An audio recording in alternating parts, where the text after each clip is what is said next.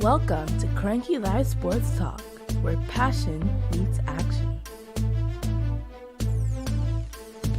Hey sports fans, I am Kranky, and this is the Kranky Live Sports Talk, the podcast where we dive deep into the hottest topics, the biggest games, and the most controversial moments in sports. Whether it's football, basketball, track and field, cricket, or soccer, we've got you covered with expert analysis, insider interviews, and unfiltered opinions. Join me as I chat with the biggest names in sports, get exclusive insights and stories you won't hear anywhere else. Kranky Live Sports Talk is where you can hear the real talk, the hard-hitting questions, and the hottest takes. So, if you're a true sports fanatic, you don't want to miss out? Subscribe now to the Kranky Live Sports Talk on YouTube and hit that bell icon to never miss an episode. Kranky Live Sports Talk, where sports come alive. Subscribe today. Good evening, everyone. Welcome to Kranky Live Sports Talk. Bless up, Juras. Thanks for being here. Nitro. We're like 10 seconds into the show. Good thing, Nitro. That's how we like it, Nitro. We like to see more likes. Did the poll turn up? Because I tried to put a poll up there. But when I look at my iPad, it's not turning up. So did you see a poll before you come in? Let me know, actually. I did pull a poll up, so I'm not sure if the poll resonated. Or if I need to revisit where it's positioned. But regardless, no poll. There's something wrong. The poll got lost in the cloud someplace because I did put a poll up for likes. I'm not sure what happened actually. That's not a good thing. I put it up and I thought it worked. It said it took. Maybe it'll pop up sometimes because I set it for 6 p.m. Eastern Standard Time. Yeah, which is now actually. So I'm not sure why. But anyway, I hope everyone had a really good weekend. Thanks for joining. I appreciate you being here.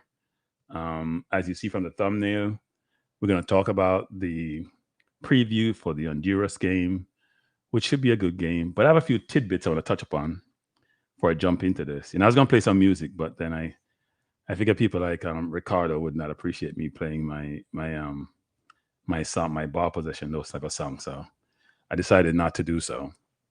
A couple of things. One is I was at a football game yesterday in Brooklyn. The team I used to play for, they play open competition, so youngsters, and then they play over 35 or over 40. It may have been over 40 competition. So they played a game yesterday. It's mainly comprised of Jamaican nationals, actually. Not national players, but Jamaican nationality. And they played a game yesterday, which they lost on the last kick of the game. Because as soon as the team scored, you put the ball half line, the ref blew the ball off. So you didn't get a chance to recover. But that's not what I talk about, actually. And so it was tough for them because it was the first run of the playoffs, and they lost. Bless up Caribbean. They lost in that game, which wasn't good for them, actually. But it was after the game where I thought it was interesting. So there was a player. The coach probably had about 18 players available to him. And he probably played 15 of the 18. Because, when you're trying to win, you don't have time to accommodate everyone, right? They're trying to win the game. So he's going to play his best players. And it's an in and out. So you can go in and out. And I think he had one player that went in and out. Bless up, Travis. Thanks for joining. So after the game, one of the player who didn't get in the game, he basically said, it's karma why to lose. And I'm like, why is he talking about karma? And he was just there fussing and come to realize he's saying it's karma because it's karma because the coach didn't play him. That's why they lose. So I talked to the coach afterwards. I mean, I know the players, but I don't know all the players, right? I don't know all the players. And the coach was saying, but he just can't play him because he doesn't know where to put him. Because I guess anywhere you put him is a liability. So he doesn't know what to do. Here's the point I'm trying to make, people. We have to be aware of our abilities, right? Because I know the coach really, really well. And there's no way that coach wants to lose. Zero. He lives and breathes football 24/7. So if he doesn't play you, he doesn't believe that you satisfy what he's trying to achieve and that you have the ability to go out there and perform better than those who are part of the team.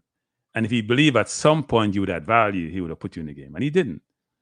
So it's hard to take. I understand, but I mean, the player was extreme. He was cussing for the entire. I won't say fuss. He was cussing the entire time. The game done to when I left the field, and I was like, wow. So I said to the coach the next day. Today, I said to him, if I was the coach and I was involved in that, because I go to a number of the games, and I'm part of the executive body for the club. But I said I would just ban him. That's me. I would just like, you can't come back, bro. You're not you're not a team player. You're just here to get a sweat. And if you don't get a sweat, you lose your mind. But anyway, I thought that was interesting, actually. Just listen to the man just lose his mind. And it's over 40. I want to say if it was kids, kids have no filter. But man actually lost his what mind. Just like a lot of people in the chat who lost their mind because they come in here and don't hit the like button. So they just like that it was he was a dreadlock. I thought dreadlocks was supposed to be doing that. He lost his mind. Oh Lord. Come Travis Minag look around Belgium. Travis. No, Suriname is not a better team than Jamaica. I wouldn't agree with that. All right. But everybody have their opinion, Travis. People are different. They all have different opinions. So we can't say because somebody lost their mind because they're different from us. I don't think Suriname is a better team than Jamaica. They may have a lot of players who play in the Dutch league. They have a lot of name players. I don't think they're better players. And they haven't proved it in CONCACAF, frankly. So we'll get into some of that. Another little tidbit. So I went down to, those of you who know Brooklyn and know Brooklyn situated. I was, when Coach Minzy was on my channel the other day, he talked about getting the Bless Up Tycoon, thanks to Johnny, Mr. Dunn. I support both Giants and Jets. I'm going to talk a little bit about that too, Mr. Dunn, because I'm going to finish by 8 o'clock tonight, because I want to watch Aaron Rodgers play. So we'll talk about that. Actually, I was going to drop a video today on that, and I decided not to wait until tomorrow because I want to see Aaron play. Big up Ernest. Thanks for joining. And people, please hit the like button. 21 likes. No time for your remote. 62 waiting. Come, people, do better than that. So I was going on the King's Plaza to go. So Minzy showed me the retro uniform Jamaica has. So I look up because I don't get to King's Plaza that much. It's a plaza about a mile and a half from me. I don't go there that much anymore. And they say I have a Adidas store in there. So I drove down there. And it was an interesting time driving on it because I stopped at a light. The light turned green. I'm going to go through. I don't know what tell me that I should just wait longer than I normally wait. So I'll probably wait. Where I drive is, I believe some moron's going to run the light most times. So I will wait 3 seconds. I get blown by people behind me. I don't really care. But I waited like 10 seconds. And this man flew through the light. And I was like, okay, today must be my day because he would have hit me on my driver's side. And I have no idea why. He was stopped. And then the light turned green for me. And then 5 seconds later, he drove through the light while I was sitting there. So it was interesting. No, not far from Utica, Juros. So I went to the store, people, right? And I looked in the store. They had a bunch of Arsenal jerseys in there. I didn't buy any. And I said, where did Jamaican gear? And they're like, they're sold out. I'm like, well, if you sold out, bless up Joel Smith, then that means there's high demand. You should buy more. And they're like, that's not how we do it. So no, I don't have a dash cam, but I thought about I'm going to get one, actually. I'll get one. If he hit me, he probably would have debated that I was wrong. And I sat there for a while. Longer than I normally sit at lights, actually. And so I was arguing back and forth with the store clerk. I'm like, this makes no sense. Why wouldn't... And the person they was trying to explain to me that because of the high in demand, that's why they didn't have jerseys in the store. The logic was just asinine, to be frank. Just say you don't have any and they didn't allocate to your store and you guys are going to try to convince them to send more, but they didn't. So anyway, but I did order one through their organization to get one because they're saying it was hot commodity and people are buying them up. So they didn't have any, but it was the one that, the retro one, I think, which looks pretty good. But that was disappointing because I was doing something when I just get up and just impromptu go down there and that didn't materialize. So I wasn't happy. A couple things we'll do before we talk about the Honduras Jamaica game and the players and all that is stop for a while and get a breath, drink some water because the like thing is killing me. And I just looked at it, 28 and 69. So I'm gonna drink some water until you guys hit the like button. I have no idea why we're doing this. And by the way, if you haven't subscribed, please do so. You must be like, why am I subscribing to this man who keeps stopping because we're not hitting the like button? Because that's how we do on this channel. So I'm gonna take a pause and drink some water till the likes go up, people. Thank you, appreciate it.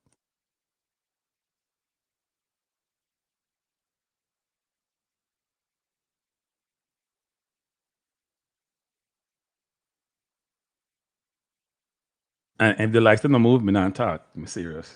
I'm gonna watch the Rogers play anyway. I'm gonna watch Rogers play for the Jets tonight. So, by the way, who would ask the questions? What asked the question about am I Jets or Giants? I'm both Jets and Giants fan, which may sound weird. I'm a New Yorker, so 28 doing a 69. Yeah, Dr. Eero. On the like button people, me can't talk. 72 people on 34 likes. That's not even half. And I can't even add. In fact, I can't add because if it's 34, that means it's 78. Now it's 36, 72. That doesn't make any sense, people. And there's 75 people in the chat. Less than half of you have hit the like button. That's not a good thing. That means you don't like what I'm saying. Is that what I'm hearing? So maybe I should just shut up. You don't like what I'm saying, people. Because a like suggests you like what the host is saying, and therefore you want to push the likes up.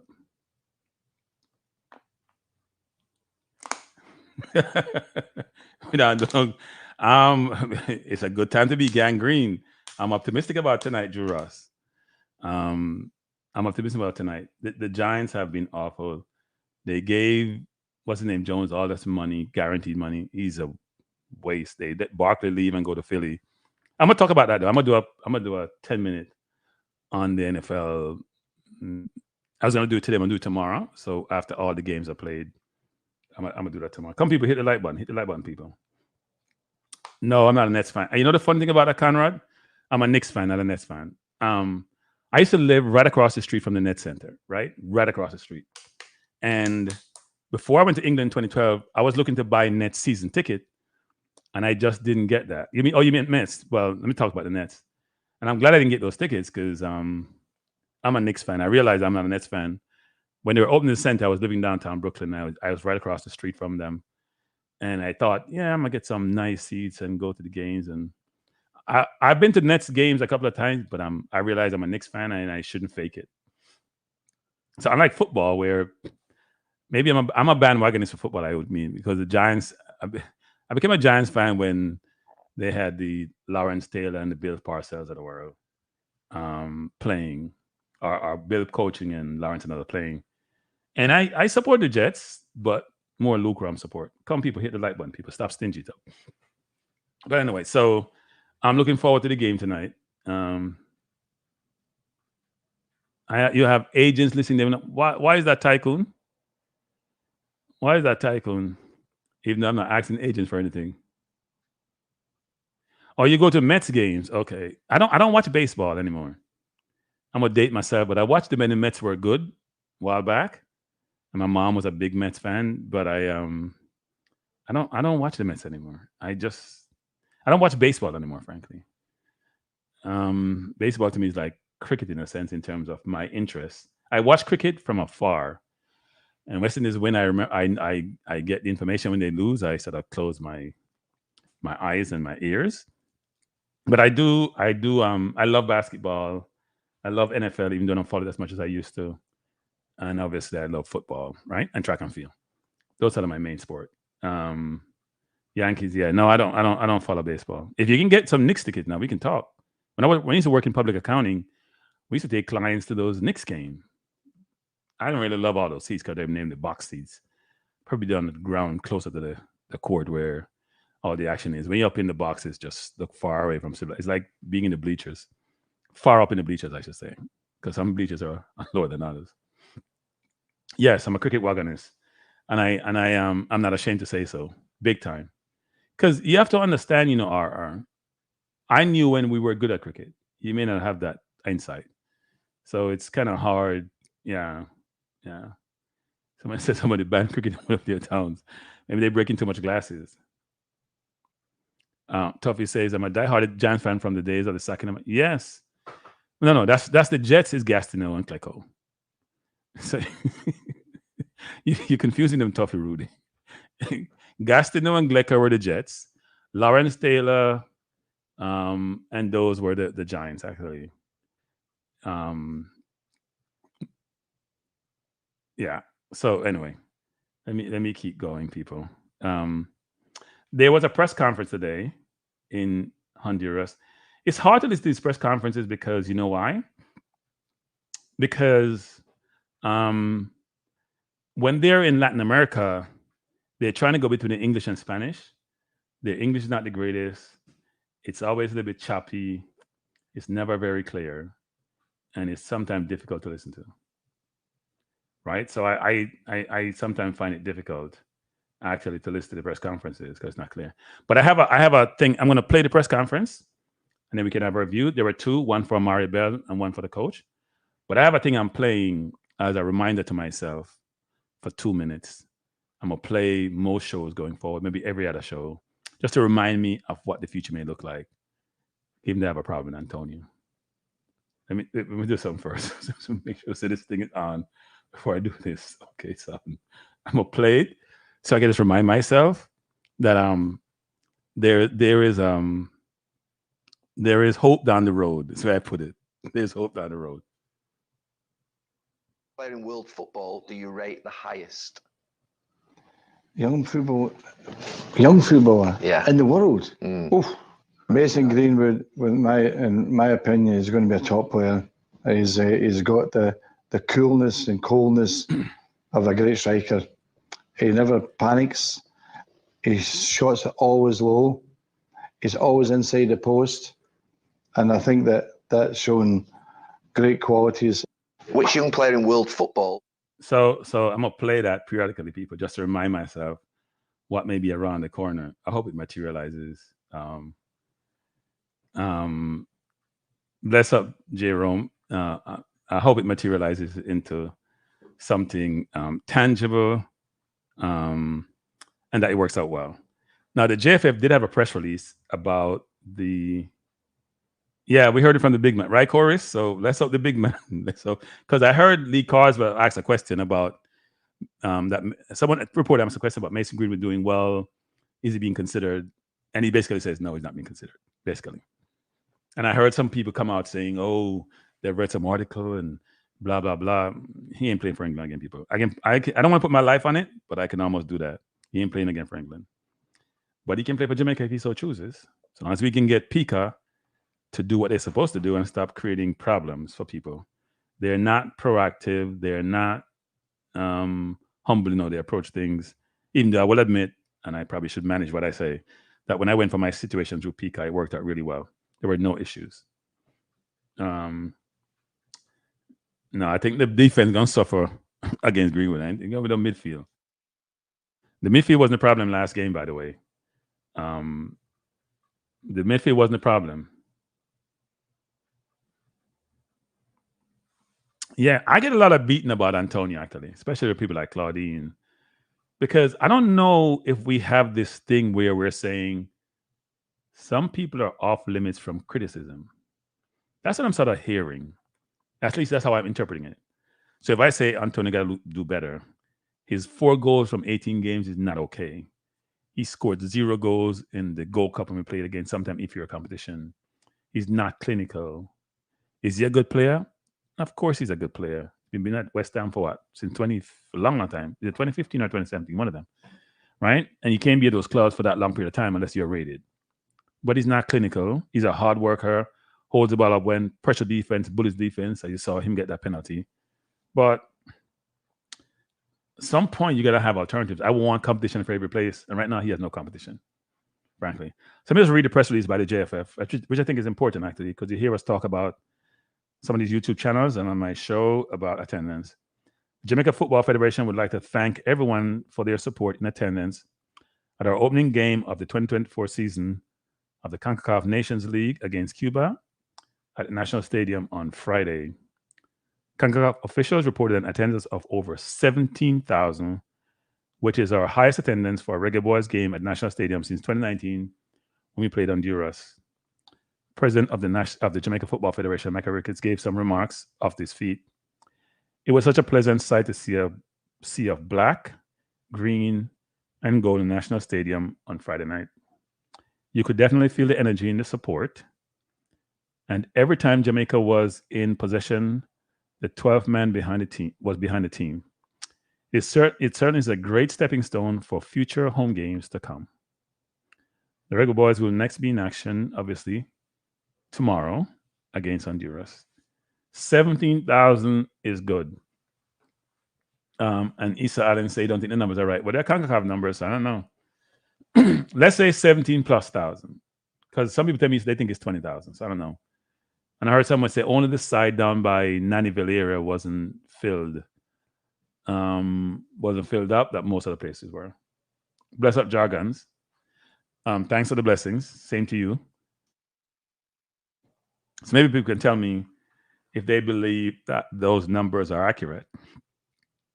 I heard that they had some problems, though. I heard that there were issues in the stadium trying to get in, that they stopped selling certain tickets and then had to go start up again. They didn't have tickets. Some nonsense. Okay. Yeah, there were some issues. Did you have issues with tickets? Everyone had issues with tickets? Because I heard some people had issues with grandstand tickets, I should say. I never hear people have issues with bleachers tickets, but sometimes with grandstand, there are issues. So I guess the view is that it was probably more than 17. The stadium owns about 30-something thousand. Is it about 35, I would think?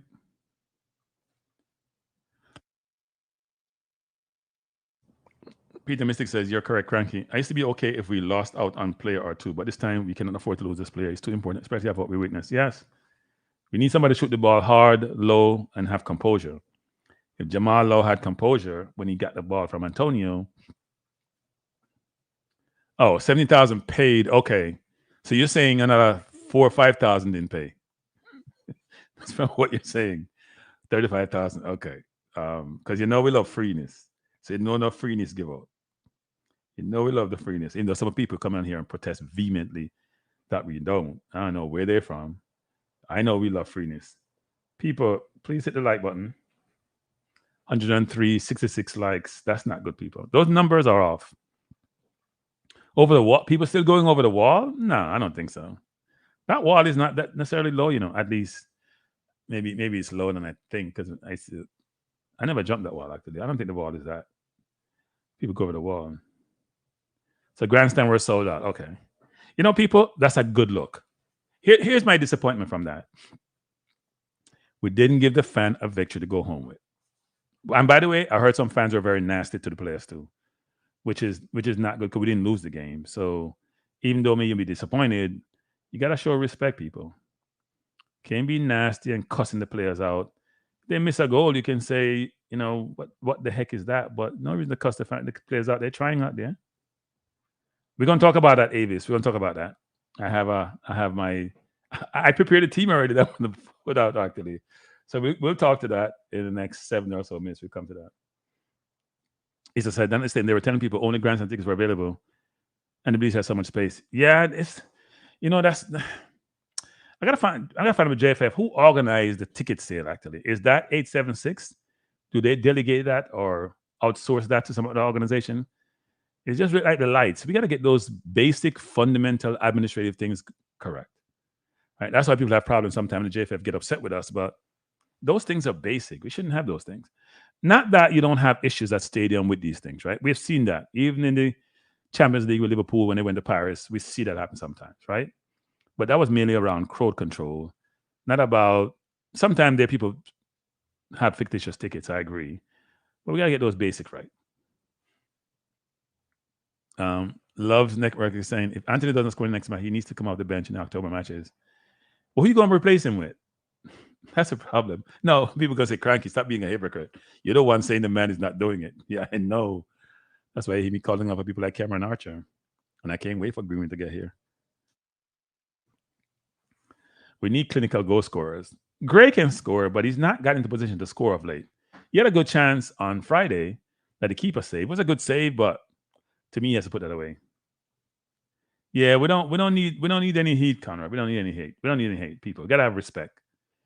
you know, I don't tolerate disrespect, and I don't think anybody should actually. You pay your money, you want a good show, you got a good show, you didn't have the outcome you desire, but there's no reason for the hate. None. Do you guys agree that? So me and JD keep going back and forth on this actually, because JD is saying, first of all, he's misquoting me in terms of what I meant, but he's saying that it's Jamaica's best performance ever, blah blah blah. First of all, people, my view is this: if we play this way against a team ranked similar to us, if we play this way against Honduras, I would say yes. There's a difference. And styles matters, competence matters, ability matters, levels matter.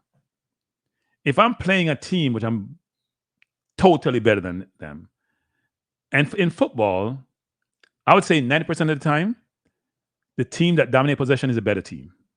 There's a reason why they dominate possession. Nobody gives up possession in football, right? Unless you're Jose Mourinho who just like to play counter-attacking football, or you're Sam Allardyce. But many times Sam Allardyce's team are not as good as the team they're playing. So nobody really gives up possession because you want to enjoy the game. What player going to give up possession when football they want to enjoy the game? If the team is better than you, you go low block or mid block to help protect yourself, and then you attack when you have a chance to do so. This concept that we have 73% possession, we created, I count 6 easy chances, frankly, or say call it 5. Yes, that's all great, but who am I playing? And why would I say that's my best game ever? It may be the best game that Palmer played. I don't think Palmer played in the Gold Cup. But the Gold Cup, we were dominant in the first round. We drew with the U.S. and should have beaten them because we missed a penalty. So not because I have 73% possession means that that's the best game ever, because who am I playing? No, I'm not saying that, Jay. When I say we should pursue him, I don't know if he has, but I know he has Jamaican heritage. I'm saying we should pursue him.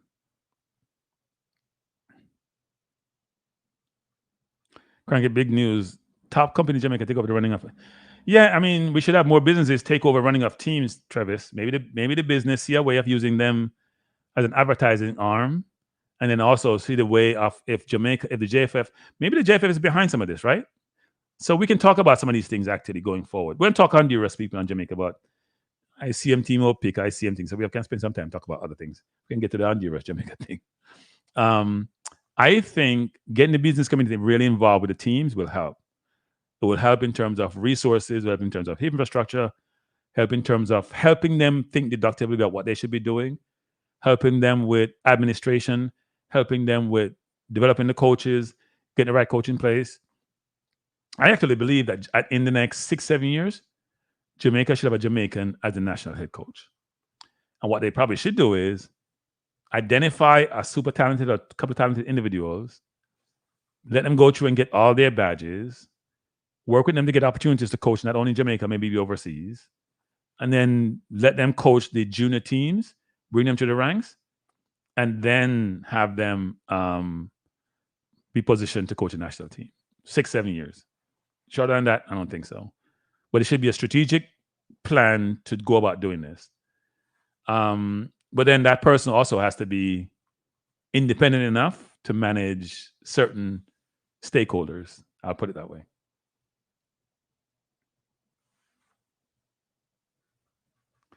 Says, no, not George.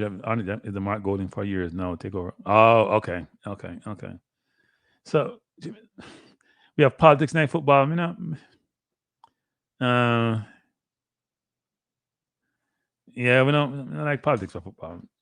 If it's a company involved with, yeah, but politicians get involved, I don't try to keep the vote them and build up camaraderie in them jurisdiction. So I mean, like politics and the football.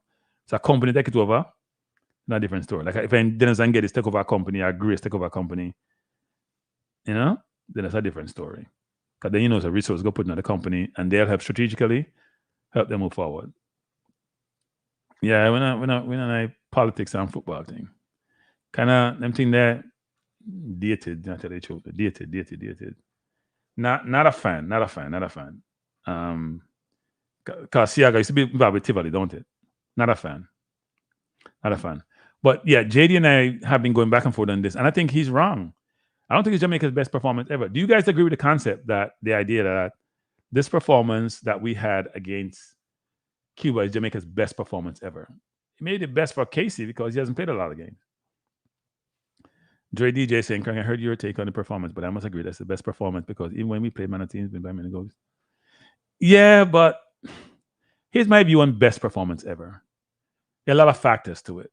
So you're saying outcome doesn't matter. Because here's the thing, people. You have 73% possession.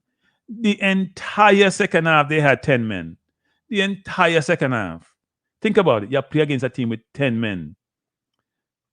And you probably create less chances second half you did in the first half, frankly. Just trying to think about the game. So, right? You probably created less chances second half you did in the first half.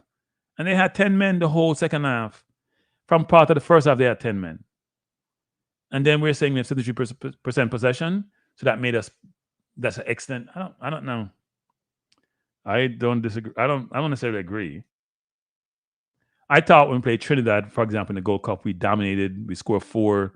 It was so easy. We gave up a goal. I've got to go back and look at those stats. I thought we dominated that game with their outcome. Because then we're saying outcome doesn't matter into the best performance. We're saying outcome doesn't matter. Normally, people say the best performance when they score 5 and 6 goals, That's what people normally say, Best performance ever, I score 4 or 5 goals. If you have a 0-0 draw against the US, Canada, Mexico, Costa Rica, Panama, even Honduras, and we dominate like this, I would say yes.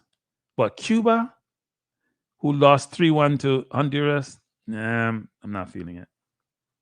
Not feeling it. And this Honduras team, I see them spank Trinidad 4, so it's gonna be a tough game tomorrow. I didn't say we were dominant against the US. I said the US, we drew one out with the US and we could have won the game because Bailey missed that penalty. I didn't say we were dominant. I thought we were dominant in against the St. Kitts of the world, against the Trinidads of the world. And Trinidad is in our zone in this group, even though we only get to play 4 games. But I thought we were dominant in the Trinidad game. Yeah, I thought we played poorly against Dominica and win. I thought we played poorly against Dominican Republic and win. So I wouldn't classify those games, even though we had, I don't think we had more possession than Dominican Republic. I have to look at that. But we had more possession than Dominica. The point I'm trying to make is that your opponents matter. Because what we're saying, best up Real Madrid, what we're saying is that our opponents don't matter. Your opponents matter. The quality of your opponents matter. And I can't judge us against a team that's inferior to us and say how good we are when we didn't beat them. Like that sounds contradictory. To me, that sounds contradictory. I'm much better than you. I did what I'm supposed to do. I didn't score, but in all my history of playing football, it's my best performance ever. Can't buy that one. But my starting average age is about 29. Cuba's about 24. I think they had a few players from the under 20 in their team. I don't agree with that sentiment, actually. I thought there are other games, like when we played against Trinidad in the Gold Cup, where I thought we were a better team. We played better against a team that was fighting really hard. I don't think Cuba is better than Trinidad, to be frank. I don't think they're better than Trinidad. They had one player on the field look like he has any ability, and that was a left winger, playing against Lambaquisa. Apart from that, I didn't see where they were a threat at any way. Blake didn't make a save. Which game have we played where my keeper didn't make one? It tells you about the competition. If we're going to say our best game ever is where the team didn't test my keeper one time in the entire match, then is that team, then you're telling me that we're not good defensively? My midfield dominated. We've been complaining about our midfield. All of a sudden, my midfield just came to be so great. I can't buy that, people. I can't buy that. We got to think about context and think about the competition and think about, look, the crowd, I think, motivated. That's why I like the crowd in the stadium. I think the crowd motivated the team. Yeah. We created chances, but did Cuba provide any resistance, people? From the start of the game, did they provide any resistance? Apart from the left winger running at Lambaquisa 1 or 2 times, they did nothing. And they had one free kick would look dangerous. Blake didn't make one save. Yeah, we almost gave away a penalty because of the through ball.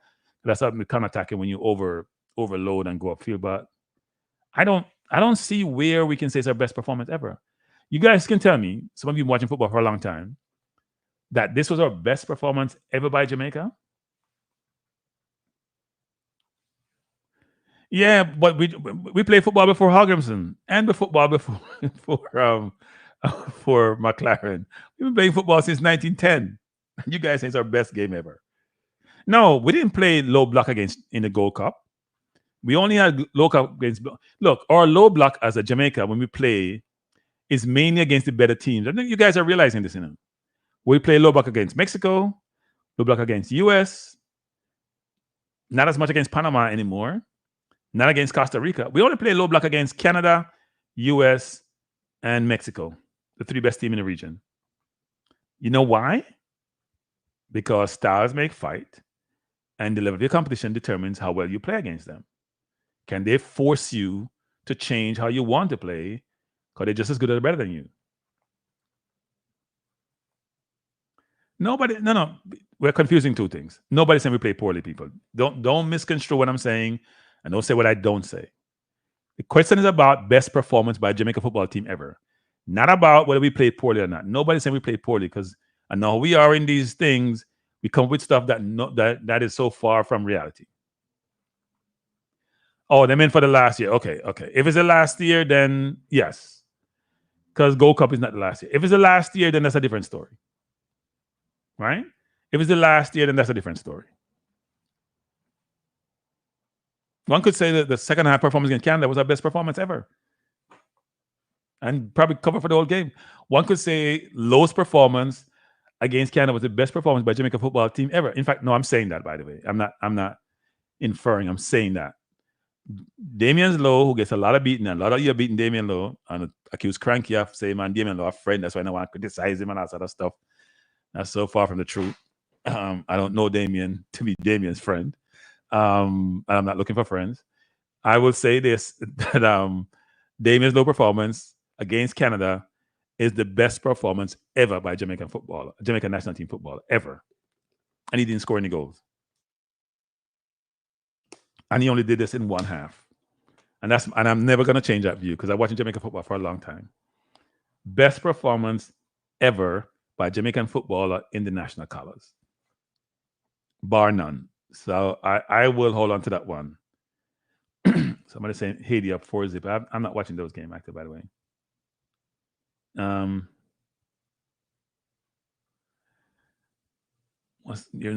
I don't know what happened back in the day, Kranky. It was reference to Hogrim. Okay. No, if it's Hogrimson ball, well, look, Hogrimson, I said this the other day. I'm going to get to Honduras, people, but I know that, by the way, people, I'm going to say this. So I'm going to get myself in trouble because I'm going to contradict myself. I said I'm not going to criticize YouTubers on my channel because it's not the right thing to do. And I still believe in that. And I will never criticize my friends in this platform. But I'm going to say to YouTubers in general, it's good to attract people to your channel in terms of what you have in your thumbnail. But some of these clickbaits are out of control. Like, they're out of control. I read some of these clickbaits and I was like, I read a thumbnail and I'm like, okay. And I listen to the person, I'm like, what the hell? Why are you doing this? Stop. Don't do that. It's not only Jamaican YouTubers. I listen to these political channels, like one called Midas Touch or Midas something. And their clickbaits are off the chart. And I'm like, why do you need to do that? Like, you can draw people in without having clickbait thing that just has no realm of reality to it, or is just plain false sometimes.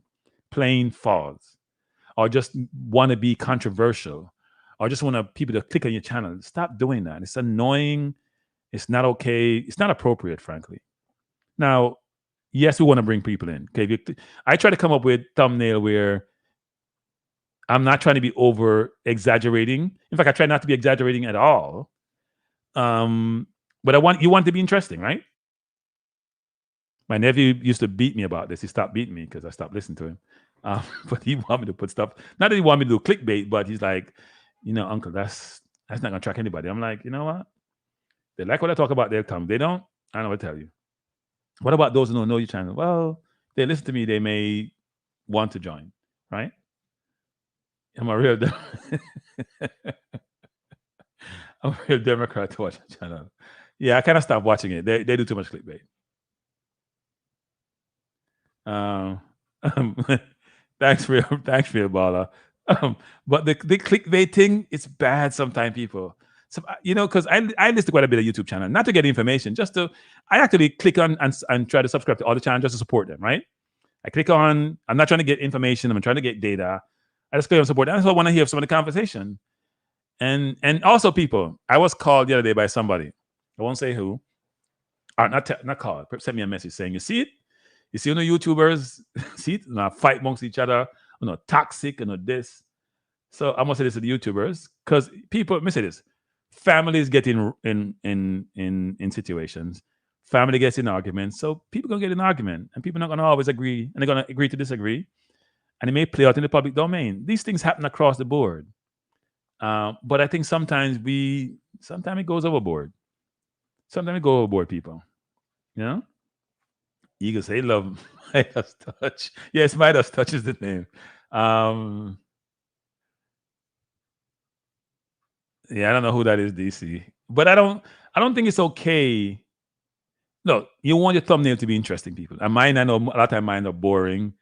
I try to be I don't try to be overly creative. I try to put a picture, and so the person can see from the picture what I'm trying to say, I want to talk about. And it needs to be real. And they may say, yeah, Cranky, you're saying that, but you're 40 minutes of this show. You haven't talked about Honduras yet, because we're going to get to it. We'll get to it. There's not a ton to talk about. We don't get to the Honduras. But sometimes people just go way overboard, people. I'm telling you, it's bad. But anyway, so we're going to play Honduras. So let me transition to the Honduras thing. We're going to play Honduras tomorrow. It's 10 p.m. Eastern Standard Time. It is 9 p.m. Jamaica time. I'll be doing a watch along and a preview. I won't say what time I'll drop, but I'm going to drop before 10 p.m. Let's put it that way. But I'll drop the thumbnail tomorrow morning. I hope you can join me for us to do this watch along. Last one was good, by the way. And I'm looking for a better performance against Honduras. Honduras hasn't beaten us in the last 6 games we played them.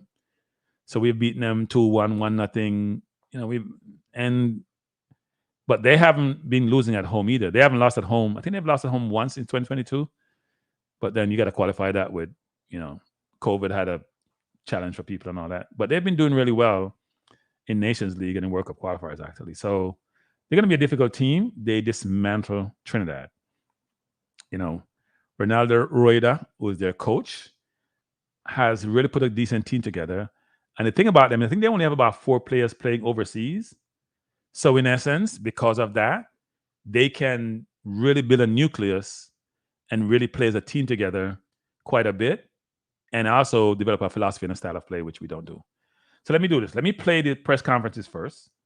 And then what I'll do subsequent to that is we'll come back and talk about the team, Honduras, Jamaica, potential lineup, whatever. So let me find the press conference that came out. The first one is about Amari Bell. It's not the easiest to listen, people. That's why I was reluctant to play, but I'm going to play it anyway because it was done, all right?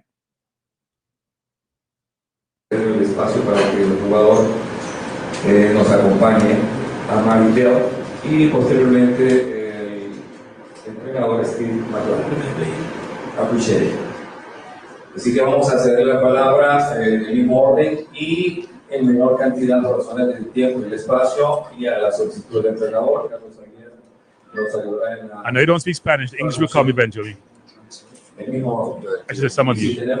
Como no tenemos un micrófono, lo harán desde su posición para que puedan escuchar la... This is bored. I got this officially, people, so don't blame me.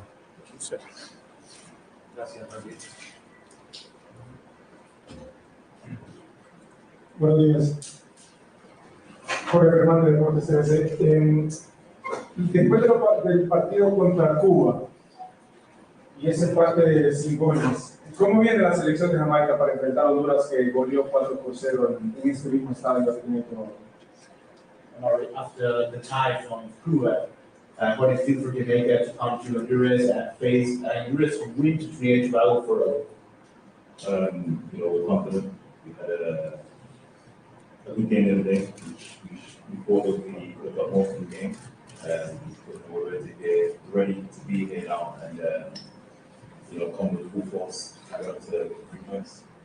Venimos justamente a buscar los 6 puntos. Fue un partido que teníamos buen fe, no se dio resultado, pero venimos a buscar esos 3 puntos a Honduras. Buenos días, bienvenido a Honduras. Hoy va a ir a Paraíso Sport. ¿Qué tan difícil y qué tan complicado puede ser visitar Honduras con la presión de saber que deben de ganar para no quedarse atrás y aspirar a la siguiente ronda? What is it feels to come to Honduras with a lot of pressure for the time with Cuba and come here because we need to win to not get relegated in the. I mean, confident in our ability and confident to get something. It's not going to be easy. We know that the environment is going to be tough.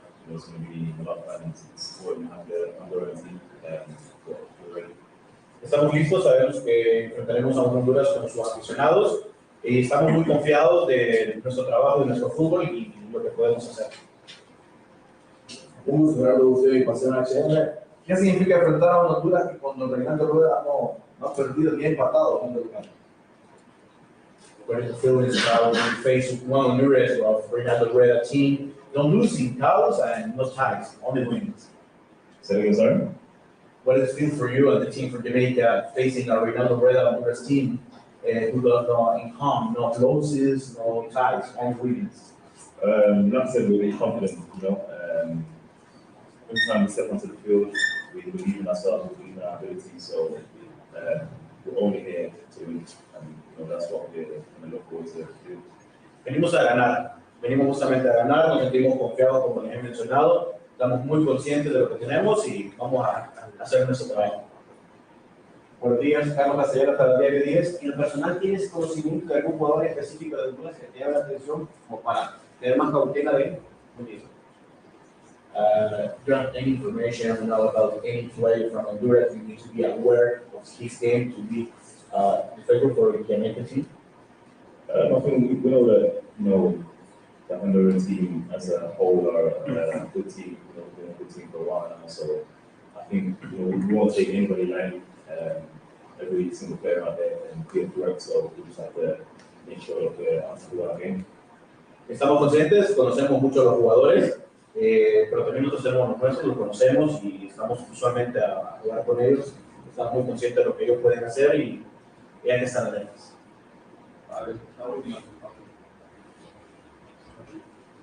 Hi, guys. Welcome to Honduras. What do you know about our league, the League of Honduras, and all the stuff that we designated our players in our country? If I'm honest, I don't know a lot. Obviously, growing up anyway, Honduras was in a nation which has had a good footballing team. So I'm excited to play with this national team now. I think it's going to be a big game, but it's one that I'm looking forward to and I'm going to wait. In our country, something else or not? Say again, sorry? Of our country, something else of our food, our culture. Okay, no, this is, I don't know a lot, it's my first time here.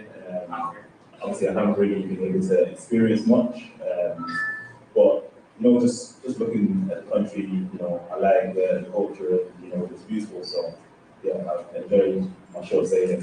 Thank you. Preguntó Pablo Aguirre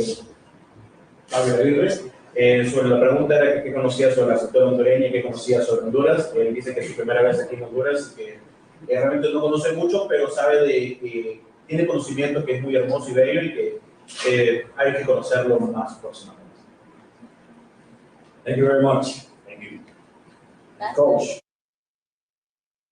That was a hard listen, I must admit. I didn't understand. I understood a little bit about what you said about the first match against Cuba, but when you're speaking in Spanish, because I did take a number of years of Spanish.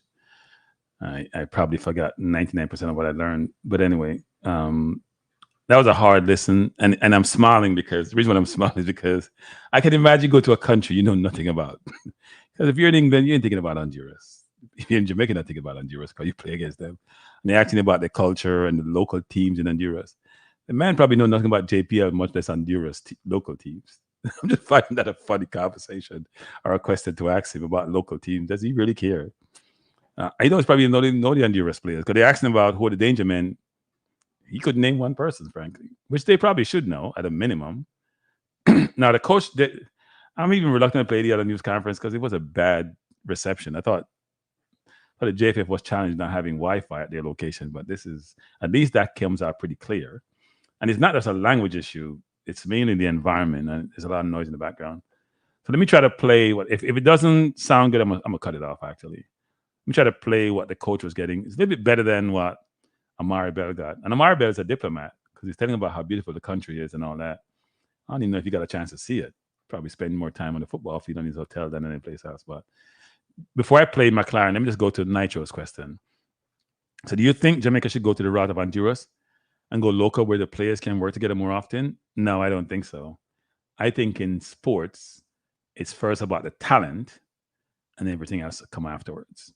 So there are very few local teams in this region that do exceptionally well. You think about those teams, maybe Costa Rica to a lesser extent, but the US, Canada, Mexico has a brilliant league, but they still export players, right? So most of the teams who are doing well do export players or leverage players who play overseas.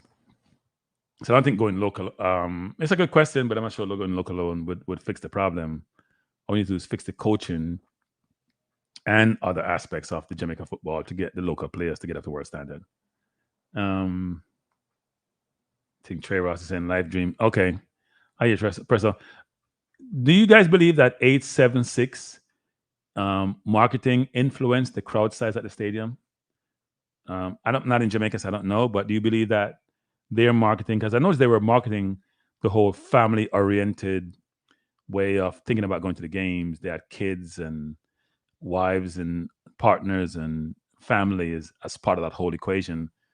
So do you think that influenced people going to the game? I heard a lot of people came late to the game, but that's not new. We go to events late. You can go to parties that we love late. So don't know. Andre saying, I can't agree with you, Kranky. Lowest performance can't even come close to Whitmore's 2 goals in the World Cup. Actually, I don't think the performances are close. Whitmore scored 2 goals against Japan when we weren't going nowhere except going home. Did Japan really care? Japan was going with Croatia and Argentina already won from the group. Yeah, there were 2 good goals, but who cares? Lowest thing matter. He played one half of football. Whitmore played the whole game. He dominated defensively. He set up goals. He created fear. I don't even think it's close.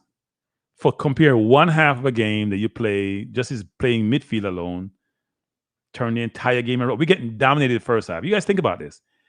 Dominated by Canada the first half. They probably could have scored 4 in the first half. Blake was phenomenal. And then Lowe went to be a wrecking ball in the second half. How can anybody even compare that to Whitmore's? Yeah, 2 goals sound nice in the World Cup, but I watched that game. Sorry, I don't think they were even close. Yeah, I don't. Let me try to play McLaren. If it's like bad as this, I'm gonna stop it because I barely could hear what they were asking about Maribel. I know they asked him about local teams there, about the country, what do you know about the local league, dangerous players, but yeah. So Ika is saying yes, Asen did great. There were signs of a Kingston. Yeah, I think and that's about promotion, right? I think they were doing a good job of the theme they were using to draw people into the stadium. And I assume that there were no problems, actually. So it's good. 17,000 is a good crowd. Obviously, we'd love to have it to be even higher. And Grandstand going to sell out because some people have to be seen.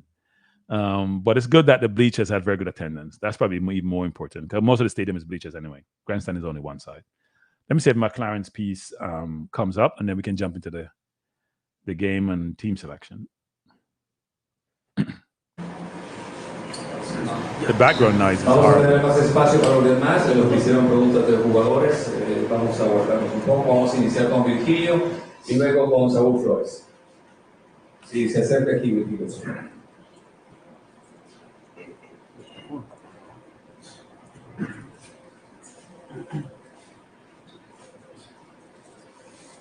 Welcome to Honduras. Honduras had 5 games on the field, and what do you think is the strength of Honduras in the local games? Honduras tiene 5 partidos invicto, y ¿cuáles cree que son las fortalezas de Honduras en los juegos locales? You said 5 games unbeaten? Yeah. Yeah, it doesn't surprise me. I think I watched the coach's first game, which was against Jamaica in Jamaica. And he, I thought the team played very well then. And I look back, and that was his first game. He's had over a year with them, and you can see how they've developed.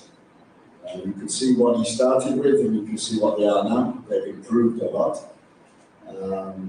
Very good team. Possession-based, like to keep the ball, good on transition, and strong defensively. It doesn't surprise me that they've got 5 games unbeaten. So coming here for us is a big challenge, a huge challenge, and one in which, I expect my players to accept and to deal with, and we work to get the result. No me sorprende realmente, es un Honduras que tiene buena posición de balón, buenas transiciones, buen manejo, le gusta quedarse con el balón, no me sorprende. Justamente yo vi el juego del profesor Reinaldo Rueda de Honduras, su primer juego con Honduras en esta fase, era su primer partido y lo miré con mucha posición, con mucho fútbol bueno. Y tenemos que tomar en consideración lo que ha mejorado, todo lo que han mejorado en el transcurso de estos años que han pasado, y realmente estamos conscientes de lo que vamos a enfrentar a un Honduras con mucho control, un Honduras que ha avanzado mucho. Saúl. Buenos días, Saúl Flores de Deportes Aeros. ¿La Jamaica de hoy es más fuerte o más débil que en los últimos años? Y si ya resolvieron los problemas de logística que mencionaron varios de sus jugadores de Jamaica y que por eso se retiraron. Gracias. Saúl from Deportes Aeros. He has been about what is different from Jamaica from then to today. What is the big difference from Jamaica you have in the first beginning and all the decisions you have in Jamaica right now? And if you know something about the problems that the players came to say about the regulations and everything. Sorry, could you try and shorten that, repeat that? There's a few questions within one question. Okay, just a second. Les voy a pedir que no extendamos tanto la pregunta, que no sean 2, sino una sola, por favor. What are you thinking about Jamaica from today, from Jamaica for the past tournaments? What are you thinking about that? And the players talk about some problems on the regulations or something, and they don't come. So what are you thinking about that? So the difference between Jamaica a year ago and Jamaica now? Yes. Simple. Very simple. I think the last coach has developed the team very well, become hard to beat. I watched that game. I thought Jamaica were a little fortunate to get the result. A little bit of magic from Demolishing Gray. And the progression that the team has made in the rankings has been very good. I've taken over and we try to go to the next step. Estamos buscando buscar el siguiente paso. La Jamaica del técnico anterior fue una Jamaica muy buena que tuvo muchos avances y mucho crecimiento, sobre todo en el ranking, que es muy provechoso para nosotros. Y estamos viendo todo ese proceso que estamos enfrentando, pero es una Jamaica que ha crecido. Simplifiquemos la pregunta, por favor. Ronald Núñez y luego Miguel. Buenos días, Ronald Núñez, de HRN y Deportes TVC. Quiero preguntarle al entrenador sobre el camino que puede marcar mañana el compromiso acá en el estadio Gerardo Cles. Y digo por la distancia que se puede ampliar, si es de 5 goles, de 5 puntos, perdón, All right, I'm going to stop it. It's a hard listen. I was trying to find another feed that I could play it because I know JFF Live also has it. So we get this from the JFF, but it's just not clear, people. And I could see it's not just the question. The question is actually in Spanish, but the translator also struggled a little bit, actually. So Igor probably said, gentle people, if we start Lambakese and he does not raise his game, the boys will be down 2-0 very quickly. We'll be chasing shadows. Yeah. He had a tough game the last game, but it was a tricky winger he was playing against. I wasn't laughing at Eagle Republic comment, Issa. I was laughing at the conference and see the recruiter see McLaren's face, because I'm actually looking at the video and him struggling to understand what the question is in Spanish because he doesn't speak Spanish. And then when it's translated, he's still struggling to understand what they're saying. He's struggling both Spanish and English because the way the question is asked, Spanish is a little bit backwards, right? It's more passive voice than active voice. When you ask Spanish, it makes it a little bit more difficult. We speak more active voice as people. We don't talk passive voice. So anyway, it's interesting listening. It's difficult. Yeah, McLaren. I won't use your word nitro, but he was like, "What the hell are you saying? Why can't I be back in England hearing English questions?" Yeah, it was a little bit challenging for him actually. But yeah, so let's transition to talking about Honduras. And I picked my team, people. So I'm going to put my team up.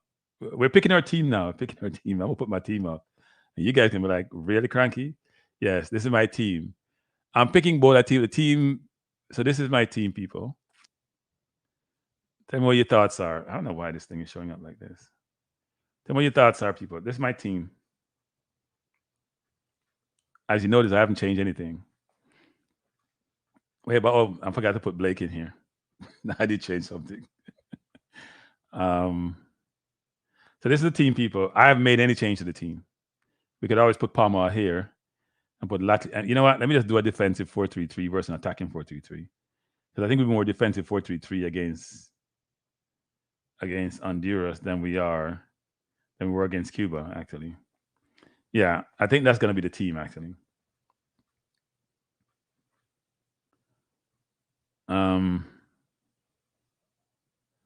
That's the team, people. That's the team I'm predicting. Let me do this. I think this is the team that's going to be playing. What do you guys think? So you notice I haven't changed anything from the last game. I think it's the same exact team. Bless up, Milshire. Thanks for joining. Start Dixon over low. What are you drinking, Nitro? That ain't happening. I don't think you're going to start Dixon. And Dixon is more known as Dixon can play across the front line. Yep, that is true. Welcome to Concacaf. A little bit different environment. Not your nice, smooth environment where everything's at your disposal and at your fingertips. Come on, people, hit the like button. Hit the like button, people. 160 in the chat, 119 like. I'm sure there's 200 plus people pass through the stream already. So please hit the like button. So Eagle Republic says, so people, let me know your team. Do you think this is the same team he's going to play, or you think he's going to change things up? Eagle Republic believes that Joel should be at right back. And you're shredded Trinidad in defense. Yeah, but Trinidad is not Jamaica. Jamaica does have better players. Trinidad.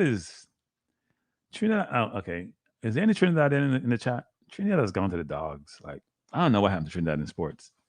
For a team that was so the Jamaica nemesis and competitor in the region, they have just gone backwards, like really badly.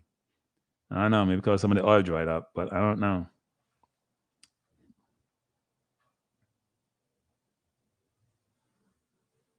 Yes, they have, but this is now 2024, and that number, it's a great point you're making, Travis, but things change, don't they? Because as the coach actually watched the last game, and he's right. Remember Gray scored that beauty? They could have beaten us that game. And even when they play in Jamaica, they could have beaten us also.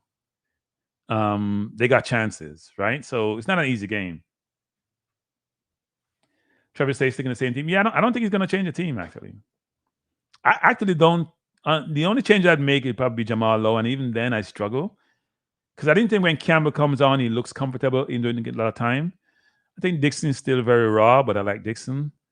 And I think the only change you could put is Nicholson, but then you have two-headed monster up front, which doesn't work for me. So I just don't see the team changing. I see most people are saying same 11. I actually think it's the same 11. And by the way, here's the thing, people. I'm gonna laugh about this. So I want to see more comments first because I'm curious about this. I had something observation I just made to myself, obviously. Yeah, it may not be helping him because what you want to do is play with grown-ups, actually. So And by the way,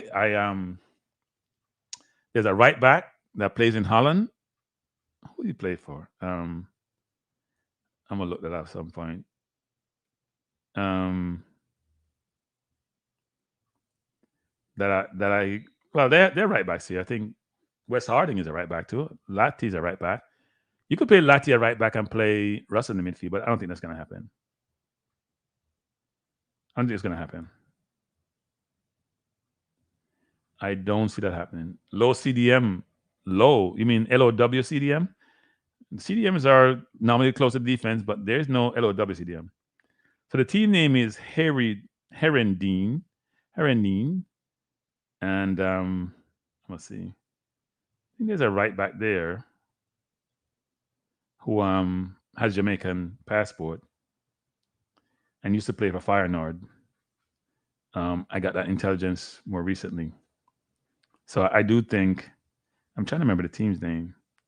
I do think that's somebody to be explored at some point. Just got his passport in July?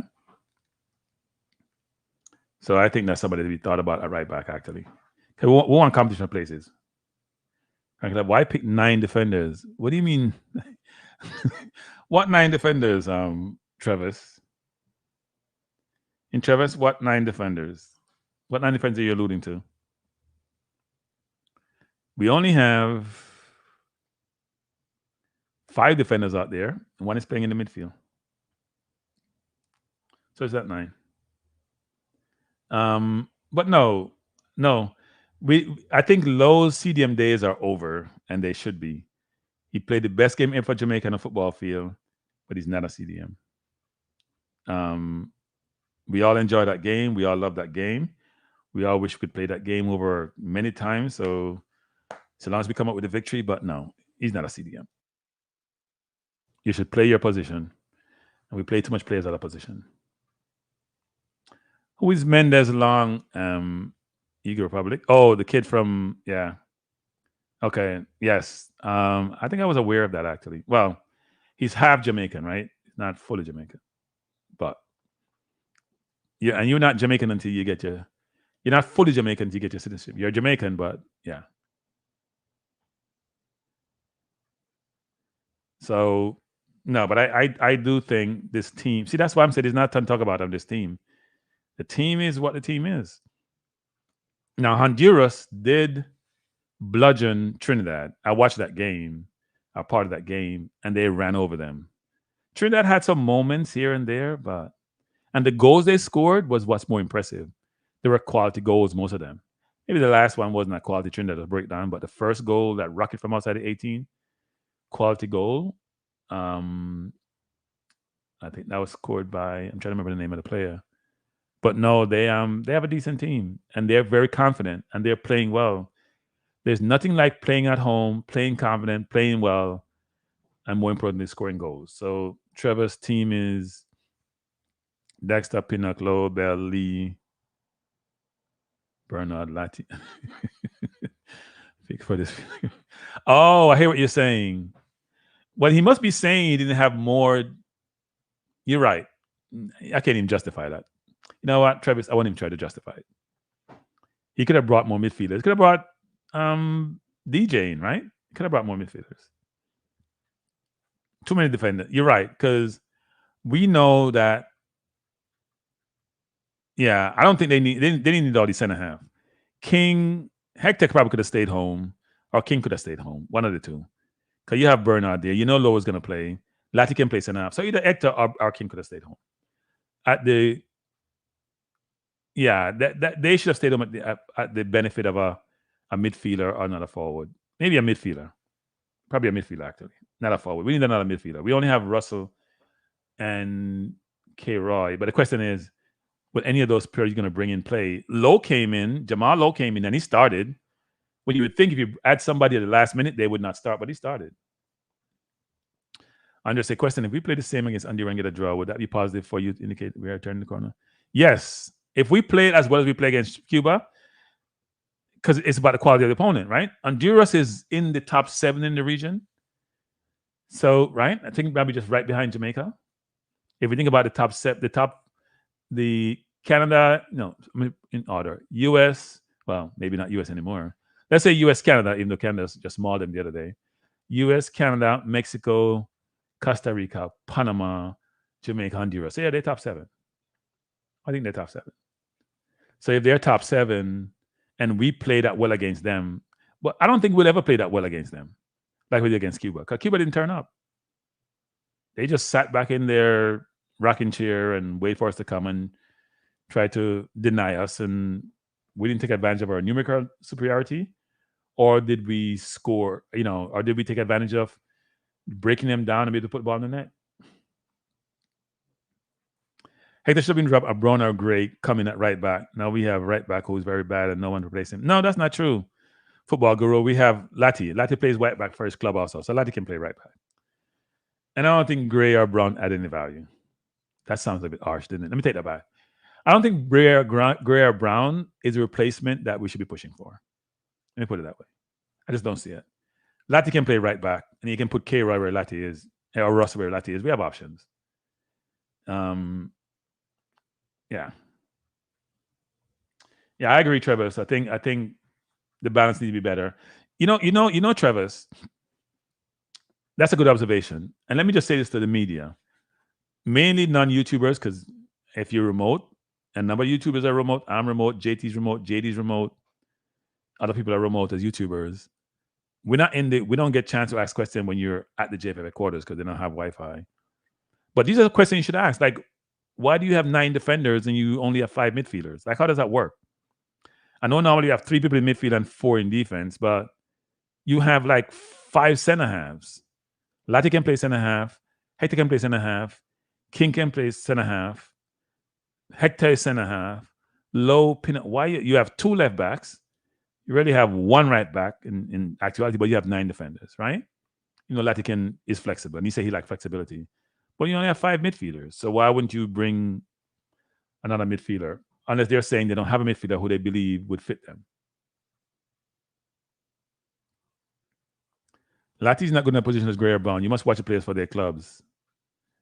I don't need to watch them for their clubs. I watch them for the national team. I don't watch MLS football. I watch them for the national team. And I'll say this, because I'm very careful with my words nowadays, because I don't want to offend anybody. We're trying to manage what we say. I'm going to be nice and say they're not the right level. We need better players. In fact, we need better players all over the field. What do I mean by that? We don't have competition for every single position. We don't have competition for Antonio. We don't have competition for Gray. We don't have competition for the prodigal son. We don't have competition for none of the midfield positions. I think we have competition in the defense. Left back, we have Greg Lee's a competition for Maribel. Pinnock doesn't really have competition. Low of competition with Bernard. Blake doesn't really have competition, even though I really rate Jamal Wade. Dexter right now doesn't have competition. In the midfield, there's no competition. And Antonio and Gray doesn't have competition. This needs to change. We need to have competition real competition for places. Now, will some people still start because they're just that good? Yeah, that's a possibility. But we don't really have competition for places. Center forward, left wing, all the midfield, right back, goalkeeper, left center back. We don't have any competition. And people may say, yeah, but we have this player, but they're not really competition. Right? They're not really competition. We have about 7, 8 places where we don't have competition. Look at a lot of teams, they will have competition for 7, 8 positions, not for every position. No matter how good you want to be, there's going to be somebody who just that much quality. But and people are going to say, well, we have competition for Antonio. No, we don't. He scored 40 and 18 and we still play him every game, so we don't have any competition. If we bring in Nelson or bring in Greenwood, then we have competition, real competition for both center forward and on the wings. Because Nelson can play either wing. Greenwood can play anywhere across the front line. We're bringing a Cameron Archer, competition at center forward. Midfielders, we're bringing Isaac. He's going to start in the midfield, even though he's about 40 now. Just kidding, he's about 30. And he had a really bad injury. But then you'll have more competition, right? But right now, we don't have the competition for places. That's why players can be complacent. That's why you can play 4, 5, 6 games and don't score a goal, and you still feel like, you know what? I'm going to play the next game. You should be concerned if you don't score in 5, 6 games, that you know what? I'm going to get replaced. I don't know if we have 4 more, Lowell. I know we keep saying this, Lowell. But, and I know that what the president say, but the president should go ask Pika about this. People, when we have these comments, you know who I want to hear from, people? About players? Pika. I want to hear from Pika. I don't want to hear from no JFF. I don't want to hear from anybody else. I want to hear from Pika. If Pika said they're coming, you know what, people? Pika is the person or the organization who we should be asking this question to. But they're not answering. That's good enough. We don't know who to talk to. But Pika is the only person who can tell if they're coming. I don't care what President Ricketts says. I don't care what anybody else says. I don't care what the Gen Sec says. Pika is the party that will tell us who's coming from not coming. Not the JFF, not YouTubers, only Pika. All right? So unless Pika announces they're coming, I ain't listening to nobody else. Pika is the one who makes that decision. So the other people can talk all they want to. They don't know. People talking about Greenwood coming. Yes, he's not going to play for England. He's put his papers in. They're going through the process. But until Pika says it's good, then you know what? We don't know. I think Pika does what they want to do. I don't think anybody controls Pika. And probably rightly so, actually. But I think Pika does what they want to do, and therefore they have. I don't think Pika realizes how much influence and control they have. You know.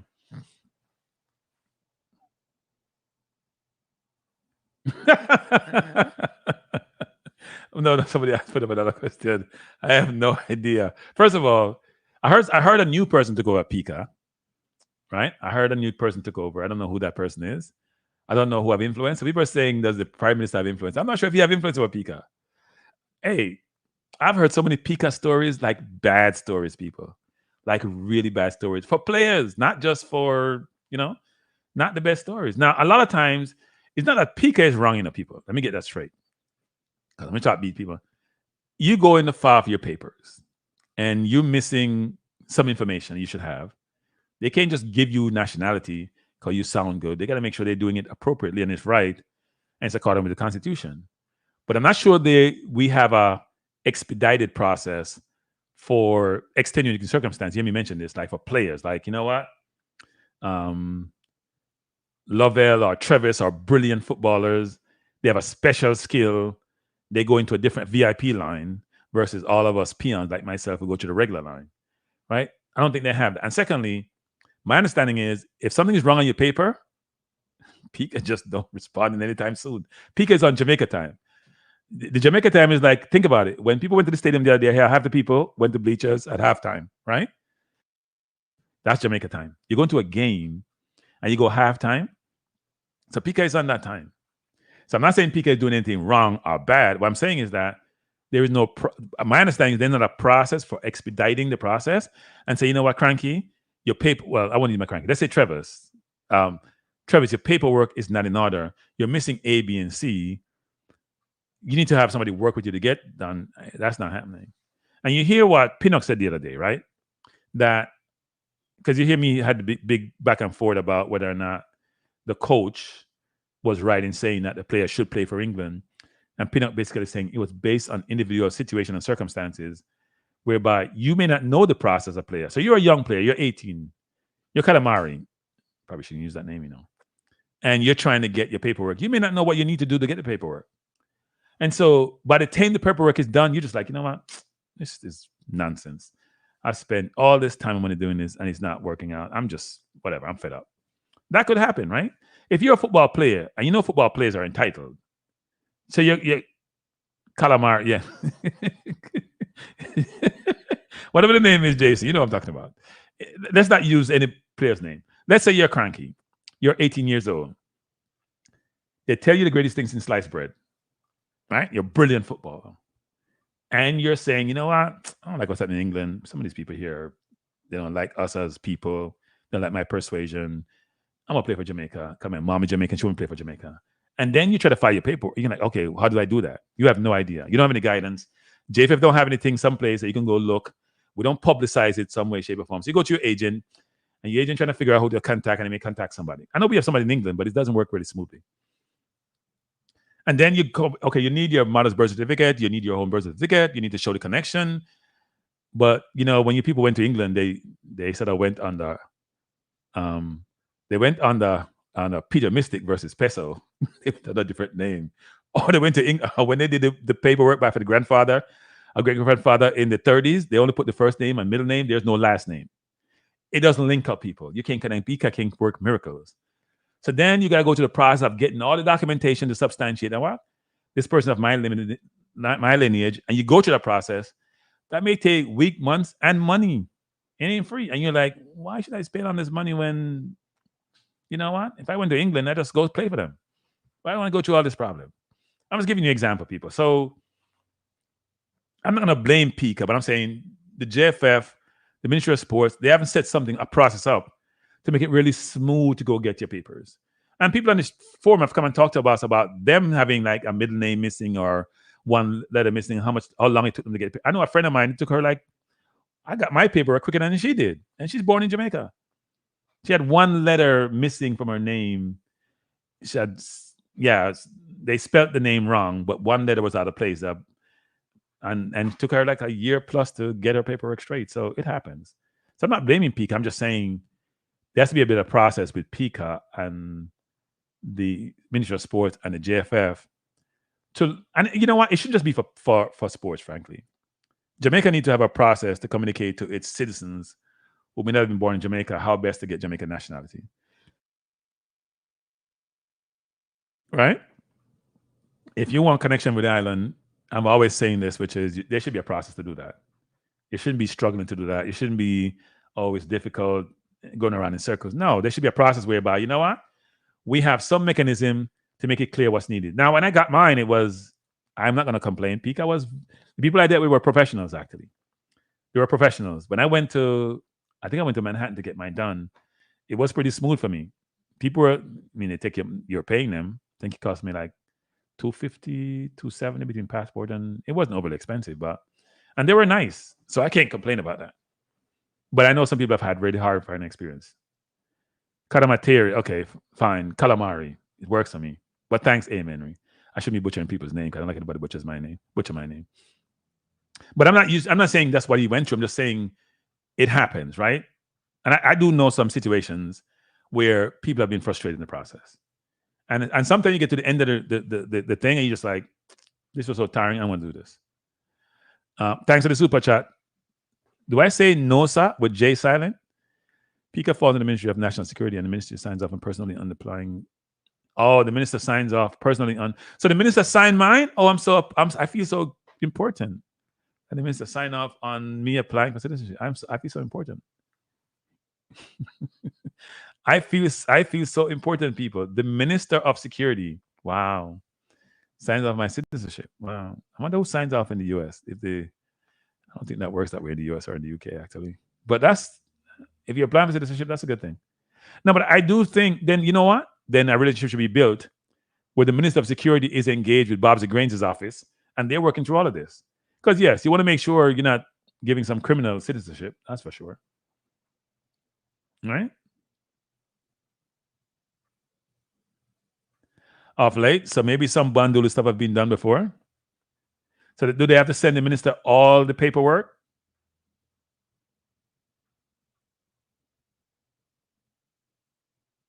I don't think the president signs off in the U.S. There's too much people. Hey, Henry, you don't have enough fingers to sign off on U.S. citizenship. I don't think so. They may rubber stamp it, but he ain't signing it personally. He's saying that they sign off personally. He may rubber stamp with the president's name, but he ain't signing nothing. Somebody's not signing on. He's delegating that. Yeah, it must be stamped, but he ain't signing nothing. Many Winbursts. Yes, and that's who you're going to get your citizenship through. Because remember, the people, unlike the U.S., where we're much more recent here, people have been coming here for a while from Jamaica, the mad rush, the U.S. rush was much later than the wind rush. And it's even before the wind rush, people. So, no, not for the wind rush. We had a wind rush, but a lot of those people went on the wind rush. They probably born in the 30s, some 20s, some 40s, right? Long time ago. So in essence, their paperwork is not like it is today. And they may have birth certificate you can't even read. That thing may be so white out and so rubbed out, you can't read it. So the PICA has no choice but saying, no, I can't accept this. So then you got to go do other means. There's workaround ways to get there. So I'm not going to blame PICA, but I'm just saying there has to be a quicker process to help these players get it. Now, sometimes the players' fault, right? They get called to go to the embassy, whatever it is, and they turn up late or don't turn up. That's their problem. But it's not as easy as people think it is. And some people get frustrated with the process. And some people don't even understand the process. But we do have a lot of people with Jamaican heritage playing football, not only in England anymore anyway, across the globe. And if some of those players want to play for us and they have the quality and the ability and we believe they'd add value, then we should engage them to come. And I think they shouldn't just have to go into the normal traditional process to get their citizenship. I don't think that should be the case. When you have special talent in any area, they get special privileges. That's just the nature of the beast. The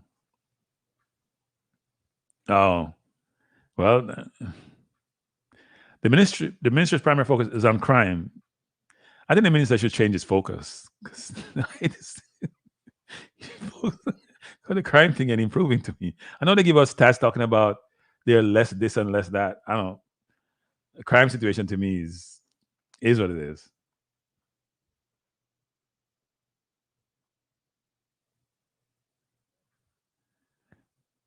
No, it's not as easy as you think. Question is, if you're young, who do you ask, Jason Guna? People don't realize, some of these people are like 2 generation or generation removed, right?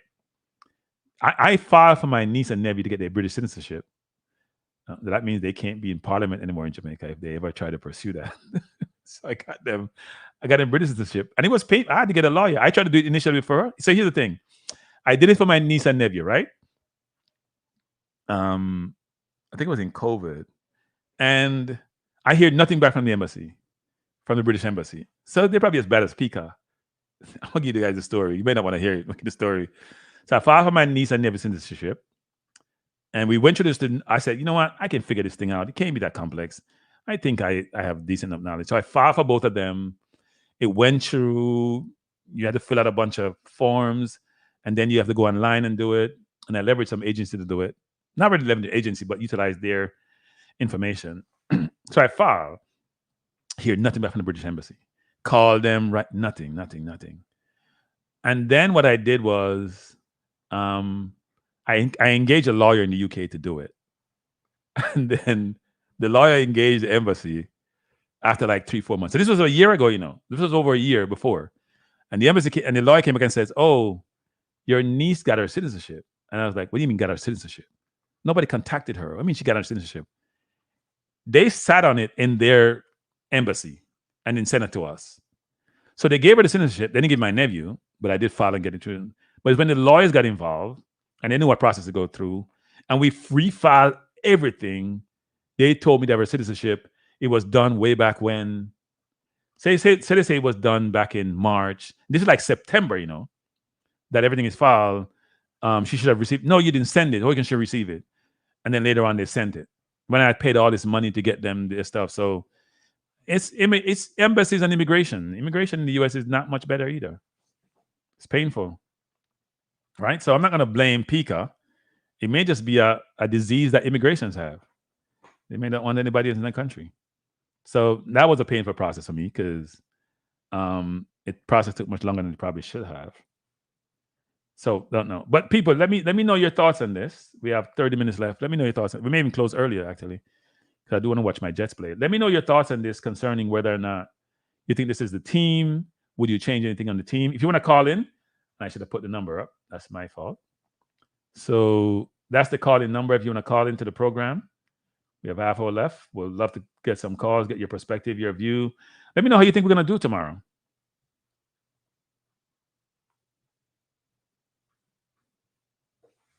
Yes, I think so too, Eagle Republic.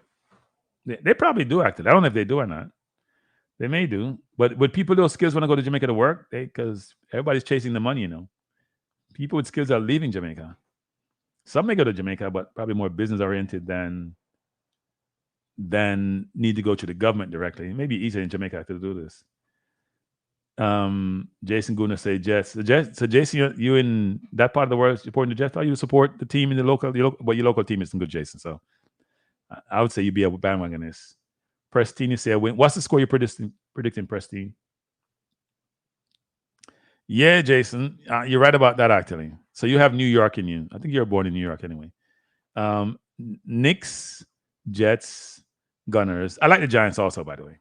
So yes, but I like all those teams. And Gunners too. You're right about that actually. I used to like Brazil, but now I like Jamaica better. Because when I grew up, everybody supported Brazil because we weren't that good in football. But now that Jamaica is much better, I don't support Brazil anymore. Yeah, I know. Oh, yes, I heard you say you're born in New York, Jason. Good place to be born, actually. People love when you say you're from New York. Now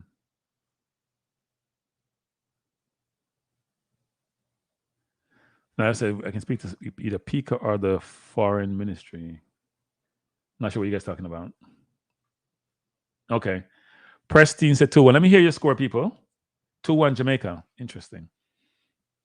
It's going to be a very difficult game. Honduras is beaming with confidence. I think Jamaica is still pretty confident too.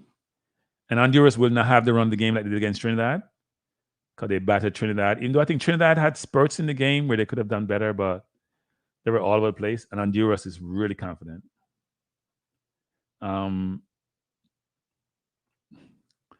So Lovell's network. Lovell, are you related to the Lovers who own Golden Cross? Antonio play out wide and J-Lo at strike. Interesting one. If Antonio goes out wide, then J-Lo is on the bench. As I said, J-Lo is on the bench. J-Lo is divorcing, overseas divorcing. I think J-Lo is on the bench and Nicholas is going to be up top, actually. If that ever happens. That's not going to happen. I don't think so. Good evening. Hello. Yes, my breaking Kranky. I'm doing well. How are you doing? Stay tuned into your program, I'll listen to it. What do you have to say? Okay, the whole thing is that I can't pick my team because I am not fully inclined in what the team is now, the players, them and stuff like. Right. It's not like the 98th program. Like from the beginning when Simoes came, I know what was going on. I see players coming in, players leave, new players come in. So I can't pick a team. I can't pick a starting 11 team. So I have to just watch and see what is going on, and then get used to the players them. But right now I am not used to the players them. But anyway, what do you mean by you're used to like Brazil? What are you talking about, man? So I grew up watching Brazil play and appreciating Brazil, but nowadays I support the countries which I'm a citizen of. So I like Brazil still. That's Jamaica. Yes, Jamaica, USA, and England. Well, I support Jamaica, England, and the USA. In that order. You only can have 2. No. If I'm a citizen of 3, you can support any place you're a citizen of. I'm a citizen of all 3 of them. I'm a citizen of all 3, so I support all 3. Then you have 3 passports. That's what you're saying. Yep, but I haven't renewed my British passport in a while. In fact, I'm probably going to do that too, because when you go to Heathrow, you want to go straight through. You don't want to be waiting no line. I know, but the thing is that I had a break. No, I have a break, a mission break, who had 3. Same thing like you. Right. Yeah, I know. And them just call him in one day and let him know that he won't have 2. He won't have triple citizenship. He won't have 2, so he have to give up 1. So I want to know you have 3. Nobody can call me if you go. Hey, me retired. Nobody can call me if you go nowhere for do nothing. Nobody can call me nowhere if you go do nothing. Go fight nobody war. Go do nothing. Me do my military time already. Me nah go give up. They can't give me no passport. What tell me if you do that? Well, not tell you. No. Which country did that? How would they know in the first place? Because you only. I think when you're filing, they ask you a citizen of which country. They do ask some of that question. Yeah. I don't know, but I know him. A 3 him have 3. Him sick right now. I'm in our home. Okay. Somewhere in New York, seeing so. But before him got sick, I know them calling me and them telling him have to give up 1. Him can't have 3. Okay, so Eagle probably say him have 3. So yeah, people can have 3. I don't know, but I think him gave up the British one, keep the American and the Jamaica. Well, he was born in Jamaica and grew live here in Jamaica. So So he's sick right now. So unfortunately for him, I'm breaking still, but so okay. My Alzheimer's. Oh yeah, that's not a good thing to have actually. Yeah, yeah. Well, next time I come New York, a long time I come from 2017 I come New York. Yeah? Yeah, man. Some people at New York is about net. Well, no, the immigrants never come in at New York. No, so New York will never struggle to have people. No, but New York is a multicultural city. It's a city where always full of immigrants. Everybody you can think of. New York is probably one of the most diverse cities in the world, and also one of the most segregated cities in the world. Well, yeah, but I'm just speaking on the terms of, everybody's there. Everybody you can think of. Yep. So we're talking about the football. I don't want to talk to people. Don't beat me. Don't start beating me. Talk some football, Kranky. So maybe. All right. What's your prediction for the score tomorrow? Yeah. One love. Honduras and Jamaica has been play a tight match. Okay. There's never been a blowout. No, they haven't been any blowout actually. I did have the score someplace.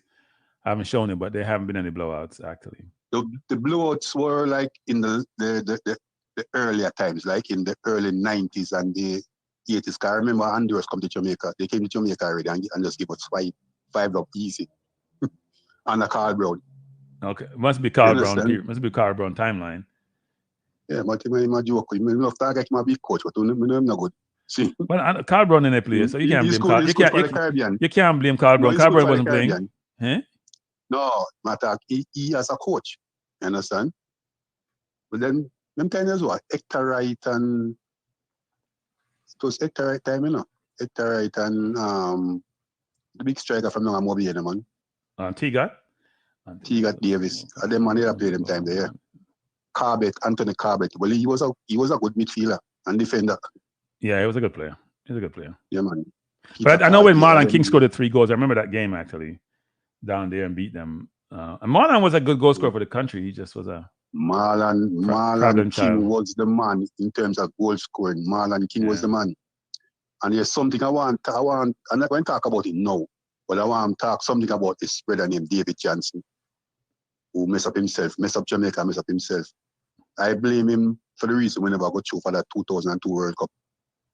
But I'm not talk about that in this program right now. Another time I talk about it. All right. I hear you. Well, we don't have much time left anyway, so we can't go too deep in some of those things. Someone says here, this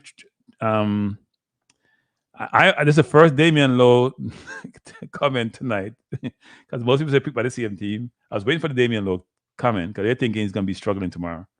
Well, some people think he's going to struggle. What are your thoughts? The girl I was sparring with at the stadium the other day. Yeah, she's not a football fan still, She just come for the atmosphere. And when she was watching the match, he heard to me, that number 17, I'm looks so tired. I just pay watch my walk. What didn't have no reason for run? Can't keep it in nothing. Why run for? That she don't understand. That's what that she don't understand. Yeah, you're watching the game and you realize the ball is staying in one part of the field. Yeah, play good. Yeah, man, hold it, man. But she don't understand the game as See? And Cuba never press with. Right. So she never does look running from Damien. So yeah, I said, but as I say, not a reason. He's not coming under pressure, so he can't easy. Damon must be the most criticized player in the national team currently. Normally, it is the prodigal son who gets a lot of the comments, both positive and negative. But Damien gets all of it. You notice people. So here's what I would say: Damien Lowe divides opinion based on his play. And as a person, I think he's a brilliant person actually. But what's that noise in the background? Hello? Oh, my phone in the room. The call. All right. So Damian Lowe divides opinion. Because you notice that nobody criticized Blake that much, actually. Really. Right? Because he's been stellar in the goal for Jamaica. Yes, but Damian's play does divide opinion for some reason. You know what? The thing that you and I talked about the last time, that when Damian was captain and he was carrying the team, he was actually our best player at that time. But now things change. No. So somebody said, wait. Somebody said 2 things. Somebody said controversial take, but I would love to see Norman Campbell on the right wing instead of Jamal Lowe. I think he would be good. So somebody said, hey, Kranky, you're a hypocrite. Kranky, the person said, you're a hypocrite, but you were his greatest critic. Since you met Lo, best thing since life. That's a very fair observation. So let me say let me say this. I've always said that it's lower birth. You know what? I've always said everybody's a hypocrite. And Kranky is a hypocrite in some respects. But let me say this. I've said this to people. When I go see the player up close and personal, some have a different view of their game. And when you meet people sometimes, you tend to manage your criticism. So that's a fair observation, Owen. That's a fair observation. I ain't going to sit here and pontificate and try to justify it. No, you're probably right. And you know what, Owen? So when I met the player, Owen, and I said to him, I'm saying, you know what? Sorry about that word drop. I said to him, I said, yeah, I'm your critic, but give me a picture anyway. Give me a picture and we can talk a little bit. And I'm like, no, you criticize. I'm cool with that. People criticize. He was so accommodating that I said to him, you know, Kranky, you can't be a hypocrite. But so I'll be a hypocrite and we can beat the player, and he was so nice to me. I'm a hypocrite if I was beating before and now me now beat him. So I'm a hypocrite. Go ahead, word boss. I'm a hypocrite. Go ahead, word boss. I'm a hypocrite. I'm gonna admit that. I'm a hypocrite. Go ahead. When low game kind of fall along a little, I want him go into Miami, you know. No, man, low game hasn't changed. Low game hasn't changed. But I said this: Damien is rash sometimes and try to overdo it. Here's what happened. So here's what people don't have to give me this though. I'm gonna take back some of my hypocrite comment. Here's what I've said. No, I've said, you know, when I used to come on YouTube way back when, I was harsh in my comments, and I basically toned down my comments because I used to be worse than Hector, wasn't I? And I've never met Hector, right? I basically said you can criticize the players, but don't be disrespectful. Because I used to say players good, can't play, right? Which is not true. They're professionals. So I have managed how I communicate on the players. But the observation about Lowe is right. I may not be as harsh as Lowe, but you know, his play against Canada people also convinced me to be less critical when he went to the midfield and just destroy everything. So there's some credence to that perspective. Well, I'm never asked my Go ahead. Go ahead. Never asked my Hector, but them can change him. Them can get some of this for him. Hector forgot Silong, you know, man. Can't rate him, Bridget. Okay. Yeah, his performance in the Copa America the other day, Bridget. I say when I get a close-up look on the man's face. But Copa America wasn't. Which Copa America are you talking about? We just gone, man. Okay. The Copa America just gone. So the man look like him afraid, man. Like him just looking. I actually watched Hector when I went to. You know my view changed on Hector. When I went to Florida and I watched him go play in the Gold Cup, and I saw him play. I thought he was treated harshly, by the way. I thought Whitmore took him out of the game he shouldn't have come out of. Some games he was better than Speedy. He didn't know he and Speedy linked up well when they were playing in the first round. And I watched him close because I was saying I'm very critical of him. I was impressed with the play in midfield. He's not the quickest player, but his long-range passing, which Lowe struggles with. And by the way, you hear me criticize Lowe long-range passing people. Last game he was 5 of 11, which is not good. Lowe should just pass the ball to Pinnock. I'll pass the ball to Lambert Casey. I'll pass the ball over to Amari. I'll pass the ball to Lati. Stop trying to find Gray and Jamal low front, Anderson. Sorry, Anthony, because you're not good. You will say a while ago. You say Lowe game hasn't changed. His game hasn't really changed. But you stop good long passes. No, it looked good because 3 of them reached a destination out of 10. It looked good to some people. It looked good. Because I saw some clip with him when he was playing in Norway, and I guess he used to win some ball and make some good long pass. Yeah, so, maybe. So if he's not doing that now, that means that a part-time game will change. His long passing is not great. 5 of 11 to me is not great because Pinnock was like 11 of 13. And one of Pinnock ball to me almost got the destination. They play out to Hector, to Lambert Casey early in the game. It was a barely overhit. Lowe's long pass don't reach their destination. They're short, and it turns the ball over. I think you had about one game or the Cuba game. I think Pinnock was handling the ball more like a point guard as out of the two center backs. Lowe's long passing isn't good. Less than 50% isn't good. If you ain't getting 70%, stop making them. Stop kick them. You're giving the ball away half of the time. His passing accuracy in the game was 87%, and that with 6 long ball not getting there. So if he didn't play the long ball, his passing accuracy would be 95%. Stop playing the long ball. That's why people criticize him a lot too. Sometimes they're too follow up stats, or them kind of stats. You understand? No, stats is important. Stats are important. Yeah, man. Sometimes I don't think stats. Sometimes stats don't don't bring the outcome of the game itself. You have to really watch the game and see how the game goes. No, I don't disagree. There's a combination. There's a combination to inform your view about the game, but we can't say stats are not important. So I don't disagree with you that the eye test is important. No, man, stats. That's why people go to stats nowadays. Like, people realize that the eye test alone doesn't give justice sometimes. You know, say America sports really bring out the stats thing, you know, NFL and NBA, you know.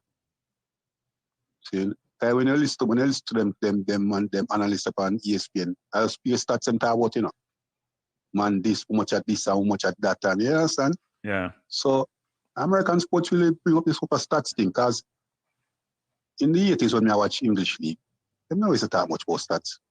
Yeah, here's my thing on all this. We have to be very careful with that, Roy Boss. We were dated in the 80s. You ain't had no cell phone then. You only on a big ugly computer then. Things have changed. They've gotten better. We are dinosaurs. At least in the 80s, you were in England, right? No, I was in the US. You were okay, transfer already from the time. All right. In the 80s, remember saying no. We only have one TV station in Jamaica, you know. Yes. Was it in the 80s or in the 70s? From the 70s come right up to the 80s. I think in the 90s, everything. One TV station, JBC alone. And it signs on something like 4 p.m. and signs off at midnight. So yeah. In terms of we and TV, boss, we never watch it. You understand? Okay. So we'd have to leave school for come watch Sesame Street and all them things. So, but there was a football program on BBC that we used to get. They used to give us clips of it. So that's how we could see the highlights them. We could see John Barnes and, you know. Right. And other teams that play. Yeah, man. So yeah. No, I think you used to get match of the day, right? Which is what it's called now. You get match of the day. It was a good program because they used to give us highlights. And then the FA Cup used to come live. That was a thing every year. Right. Every year, they bring the FA Cup live. So, Carl, what's your prediction for tomorrow's game? 1-0. 1-0 to who? 1-0 Jamaica. 1-0 Jamaica. So you don't think we're going to give up a goal? Because they scored 4 against Trinidad, and they've been scoring a lot of goals. Trinidad no good. You know what I'm saying to the boss? Because you're Trinidad Bridge where you have there in the boss. Because like you don't want to disappoint them with your argument. Trinidad no good. Them no good right now. And you have a call a spade a spade. No, I just said Trinidad is not good. I've not been saying that. You've not been listening. You just joined. You me say them no good right at this present moment right now. Trinidad is not a good team. No, they're not a good team. But at the same time, Honduras looks. So here's the thing. So we can't keep saying that to people because here's the thing. When I said Jamaica against Cuba wasn't our best game, people give me a hard time. Then we can't say Cuba not good either. Cuba not good. But hold on, Cuba is not a good team either. But here, the reason why people are criticizing that game with we and Cuba, you know, is because the goals have never gone in. No, people are saying it's the best game we have played, and I'm saying it's not the best game we have played. I don't think it's the best game, but if we had finished that game 3-0, all them criticism when them are going right now, people will not talk about that. Right. So because we never score why people are. No, I agree with that. Yeah, but I would agree that the lack of goals is part of the reason, but I don't think it's our best game ever. Well, anyway, this is not the best game ever. People are saying it's the best game since Hargrimson has been a coach. So here's a question for you people. Think about it first before you answer. And don't go get beaten for this. But ask the question: was the Cuba game better than? So this is extreme, people. Better than the game Jamaica played against the US in the Nations League in the semifinal, where we had did we have like 25% possession or 30% possession?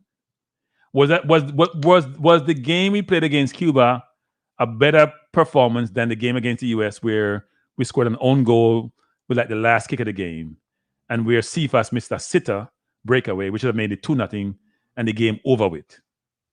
Was this performance against Cuba a better performance? Given where the US is ranked, given the US team, given how we played defensively, which was ridiculously good. That is no comparison.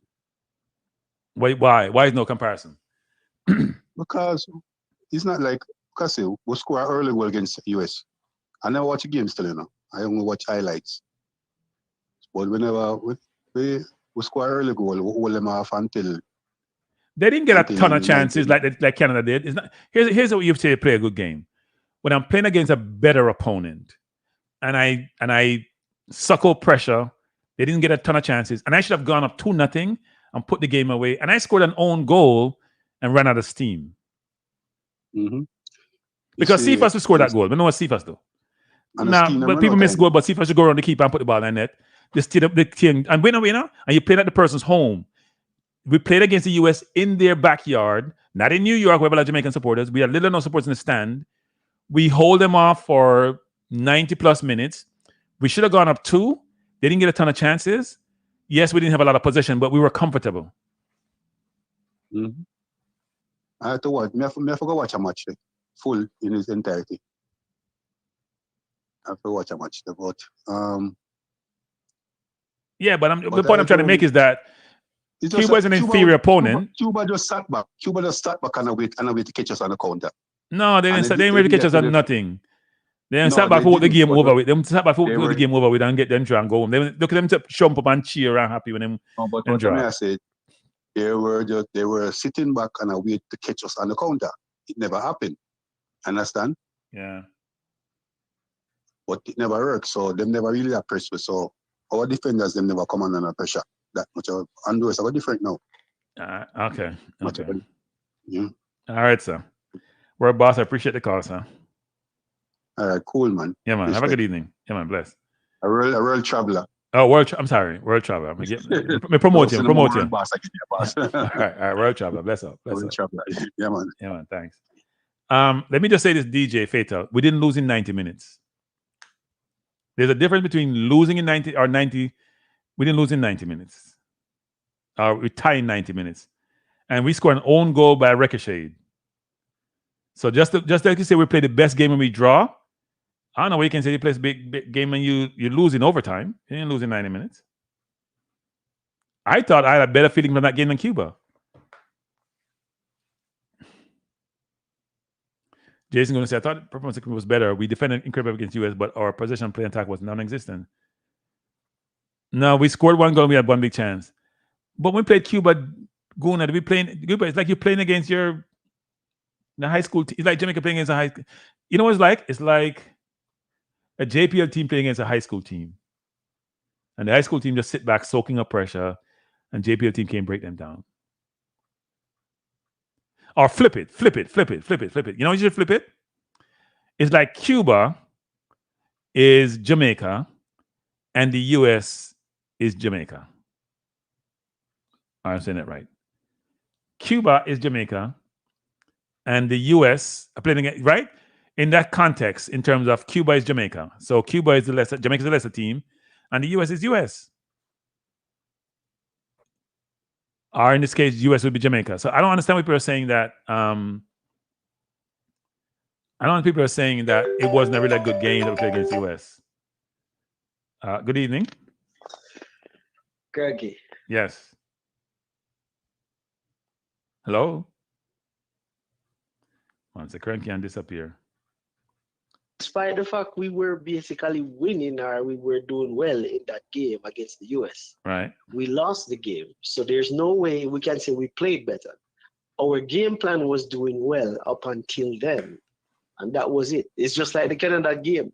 Canada was doing well up until when we switched. A lot of people would say we lost the Cuba game. No, we didn't lose the game. So again, did you feel like you win the game? Did you feel good with the draw? Here's a question. So part of it is how you feel. Did you feel good with the draw? I'll answer it by saying this. No. Did it feel like a loss? Wait, back up. Did it feel like a loss? No, it did not. And I called in and I told you that. Whoa. I did. People in the chat, you agree that it didn't feel like a loss? People in the chat, do you agree it didn't feel like a loss? Let me hear this. You want me to tell you why I said that too? I can tell you why. I think with that game against Cuba, most people can say, yes, they were complaining because we should have won, but guess what? They were not all disappointed because they could say, you know what, we didn't look bad. You see, like how when we played Dominican Republic in Jamaica, we won that game and people were complaining like we lost. That is true. That is true. So you see how that looks on contrary. And that was a World Cup game. We won the game. We still have the 3 points, but people were killing the team. How bad we look like we lost the game. That looked worse than I thought. So I have a question for you then. So why don't we say then, okay, people, we're gonna go down this route. So we say our loss can be better. You know, I totally agree with that. So why didn't we use the Panama game as the example? Did we beat Panama?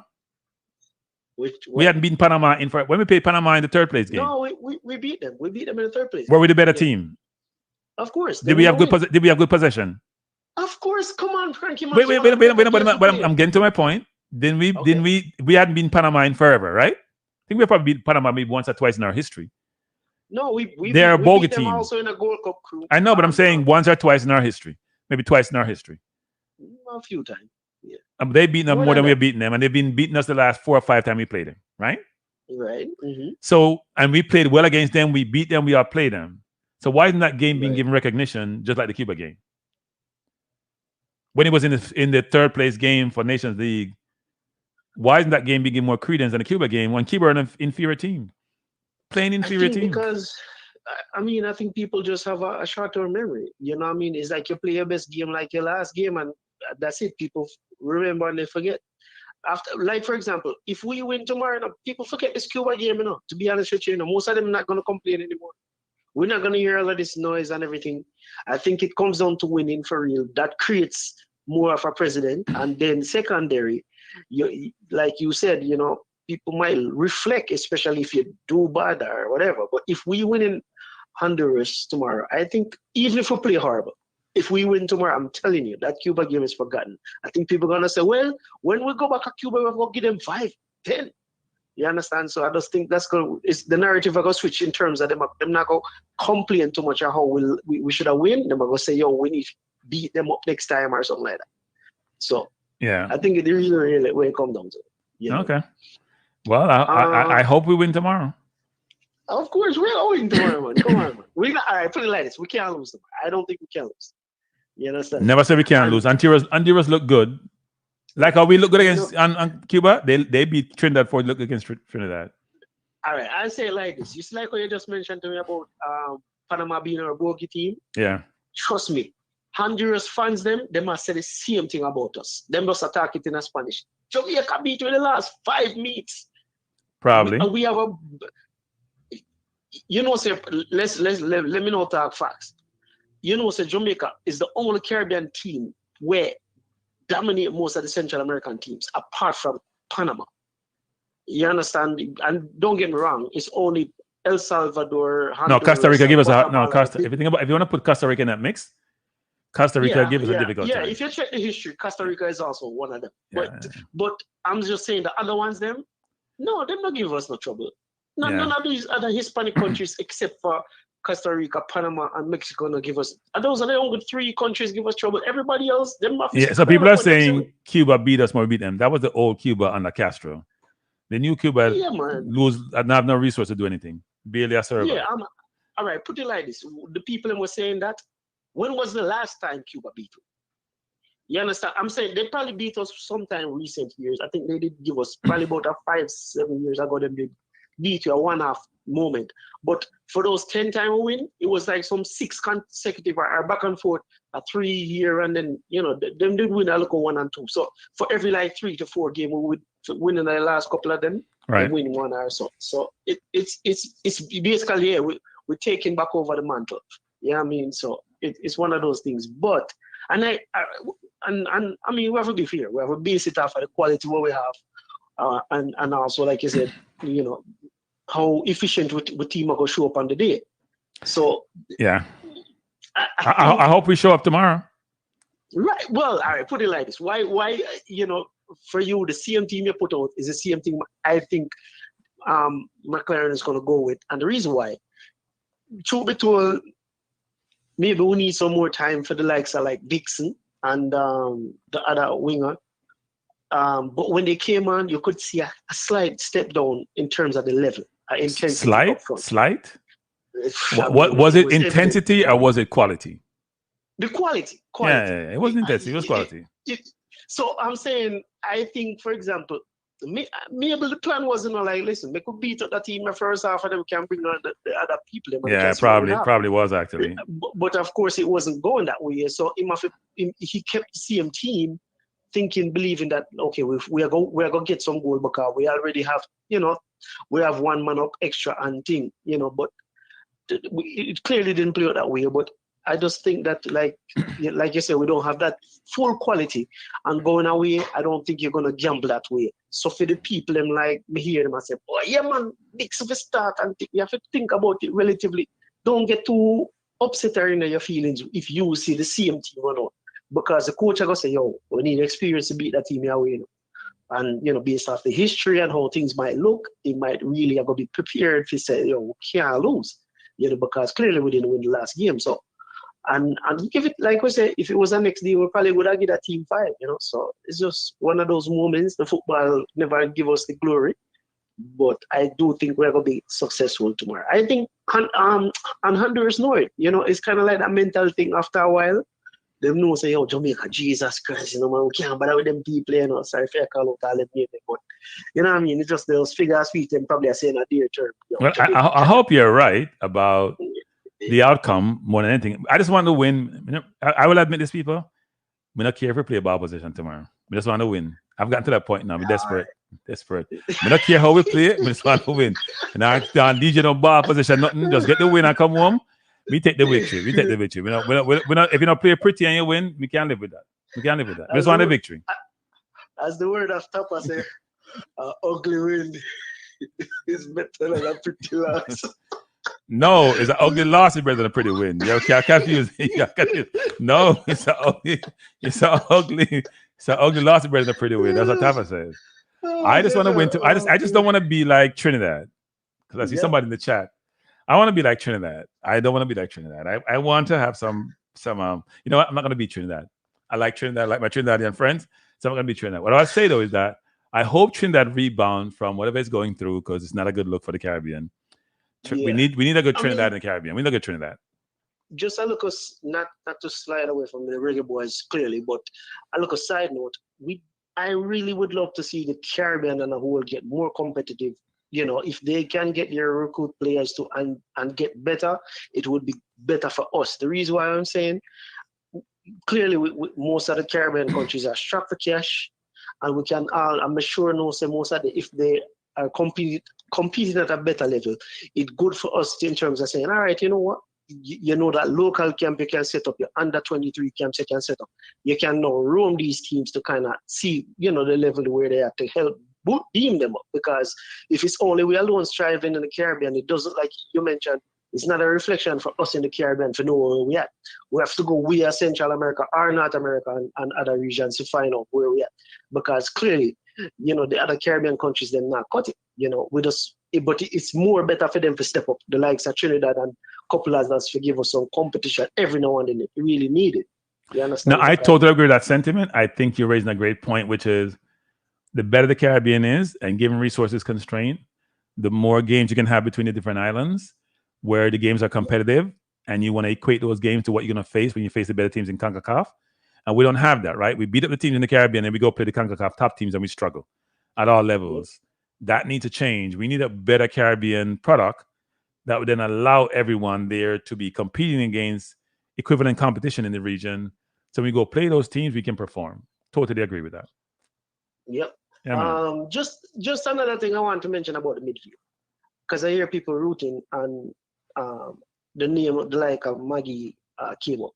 I'm not against if Maggie, for example, get a call up.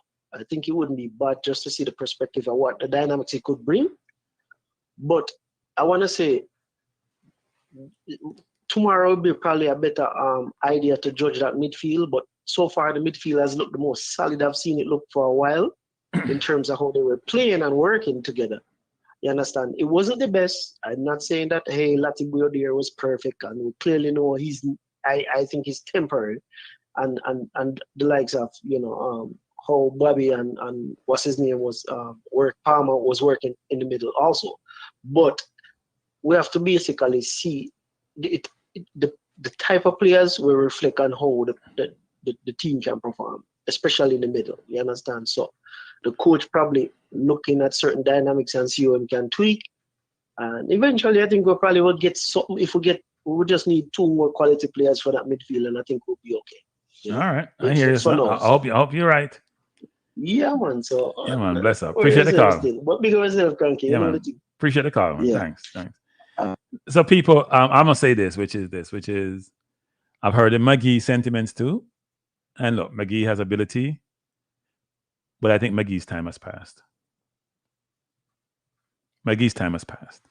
I don't think you guys realize that. And now, sometimes when we grow up with players that we see on a regular basis, playing at a certain level, we fall in love with those players, and then when the levels step up, they don't measure up, which happens. It's life. Everybody can't be at the top. And McGee's a good player, but there are levels to this game. And the coach says some things are not negotiable. They're a must. And one of those things is work rate. And McGee has always struggled with that work rate defensively. Good evening. This is the last call for the evening. Who am I speaking to? Yes, sir.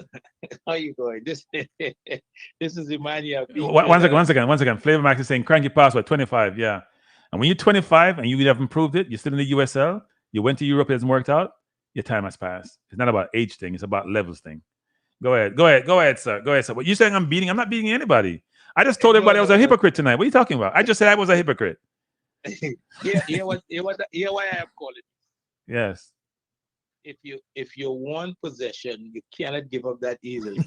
No. People, let's not confuse things. So here's what I've said. I've said I will sacrifice possession tomorrow for a victory. That's what I said. I didn't say sacrifice possession, but possession footballer. Now, do I expect to have possession? Yes, but if I had a choice between 73% possession and winning, there is no choice for me tomorrow. Well, you shouldn't have to make a choice with the squad you have.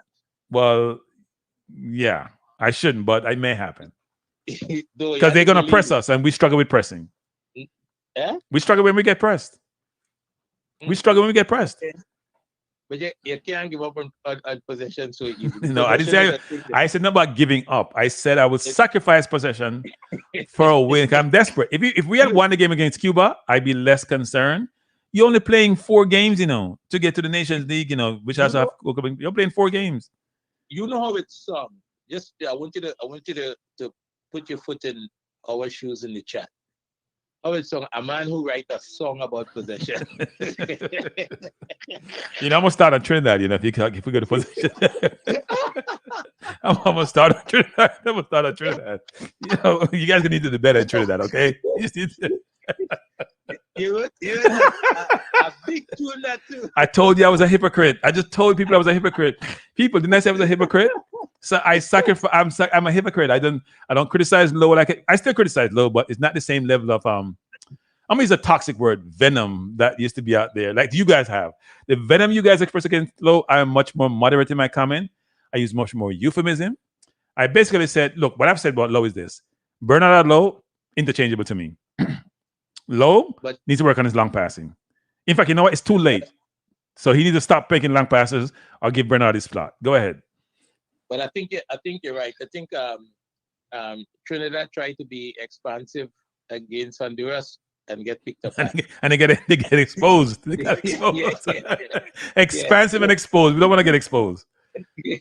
But so you might be right. The idea is to get the points now while the coach put all that stuff together. No, because here's the thing.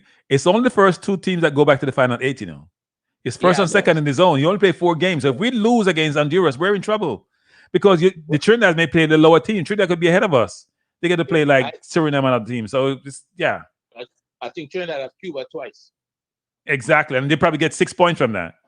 Yeah, we have Honduras twice. I don't know who set this up for somebody to get knocked out early, but they did. Frankly, you have the best roster in the English-speaking Caribbean. And we're not speaking English. We're in Honduras. We're speaking Spanish. They couldn't understand what you're saying. I heard partido and I heard something else, and I'm like, oh, match. Yeah, that sounds good. And then the man went off, and I heard nothing else after that. Well, no, tomorrow's a bit different. I think Jamaica is gonna be fine. But I had to call you because it was really funny hearing the man who wrote the tune about possession, and and I spent time and I invested time writing that tune, He invested a lot of time. But possession comes with its risk, and you have to have belly. There's possession, and then there's desperation. I knew.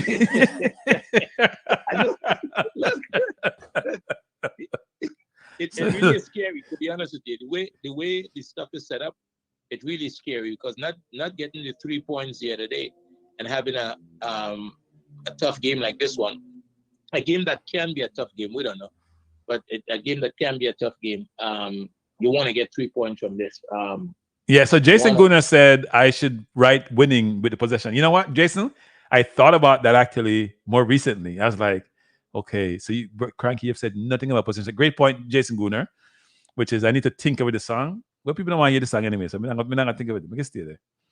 I want to play possession, but I expected to win, so that's the problem. I thought winning was innate to the possession, but the Reggae Boys proved me different the other day. Proved me wrong.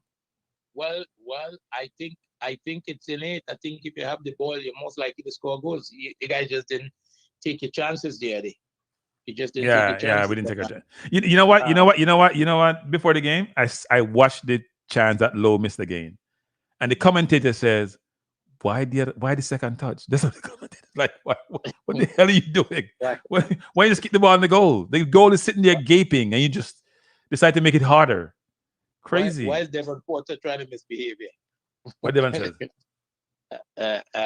We are not in the same boat. No, he said, "Are we?" No, it's a question, Andre. Are we not in the same boat with Trinidad? No, Trinidad is in a different boat. Trinidad boat have sailed already. We're not in Devon. Stop the nonsense. We're not in Trinidad's boat. Trinidad have their own boat. We know when an NBA, on TNT they have gone sailing. Trinidad has gone sailing. Honduras sent them sailing. They're not coming back. It might have a little hole in the boat. But you say you had Cuba twice, but Cuba must be thinking they have Trinidad twice. That's what Cuba is thinking. We have Trinidad twice. Look, Trinidad. The truth is, Trinidad have the pieces, right? Right. And could do better than we're doing at the moment. The question is, are they going to get it together? Cuba is a game. When you watch the Jamaica game, we know Cuba could, right? Yeah. They didn't really create any chances in that game, so that's something to look at and see what they can do. But somebody say you guys gone fishing, and people Trinidad gone fishing like the basketball team. They didn't even play off. They gone fishing. They share licks tonight, boy. So Jason Guna says, "What are your thoughts on the new coach, Andre?" He's just played one game. We have to wait and see. Andre, stop punting. People. I've never heard that. This is me talking about Lowe. That's what you sound like. Don't sound like me. I'm a hypocrite. I need to be a hypocrite. I ain't gonna tell you. This is me not criticizing Damien, as they said. He just played one game. We have to wait and see. Maybe it's that was 3 days of 3 days of practice probably. And coaches complain about that all the time. And let's maybe another couple of days and against a different opponent. I think you'll have to argue anybody who go out there. Andre, I think I lost him. Andre lives in the bush, so that happens. Hey, Andre, I can't hear you. The cell tower by you must not be on. Must be having problems. Andre, are you there? I think I dropped. Wait 1 second. I think you dropped. It's me. I dropped you. So it's not your cell tower. You're back. You can hear me? Yeah, I can hear you. What were you saying? Yeah, I said when you go out and lose 4-0, I mean it's fair. It's an objective. Andre, we have to do something about Trinidad because you guys are embarrassing us in the Caribbean. You guys are embarrassing us because we are linked with Trinidad, like at the hip, right? We share information with you guys. You guys head are hard. Like we share, the whole development thing is shared with you. Jamaica play Trinidad in back and forth, home and away. Oh, I forgot. You guys didn't export enough people. That's your problem. All right. So hear this, right? so hear this. And this is one thing that I think it's coming back to haunt you. By the way, not exporting people come back to haunt you. See, if I was you, I would have saved that for tomorrow or Wednesday. You see that statement?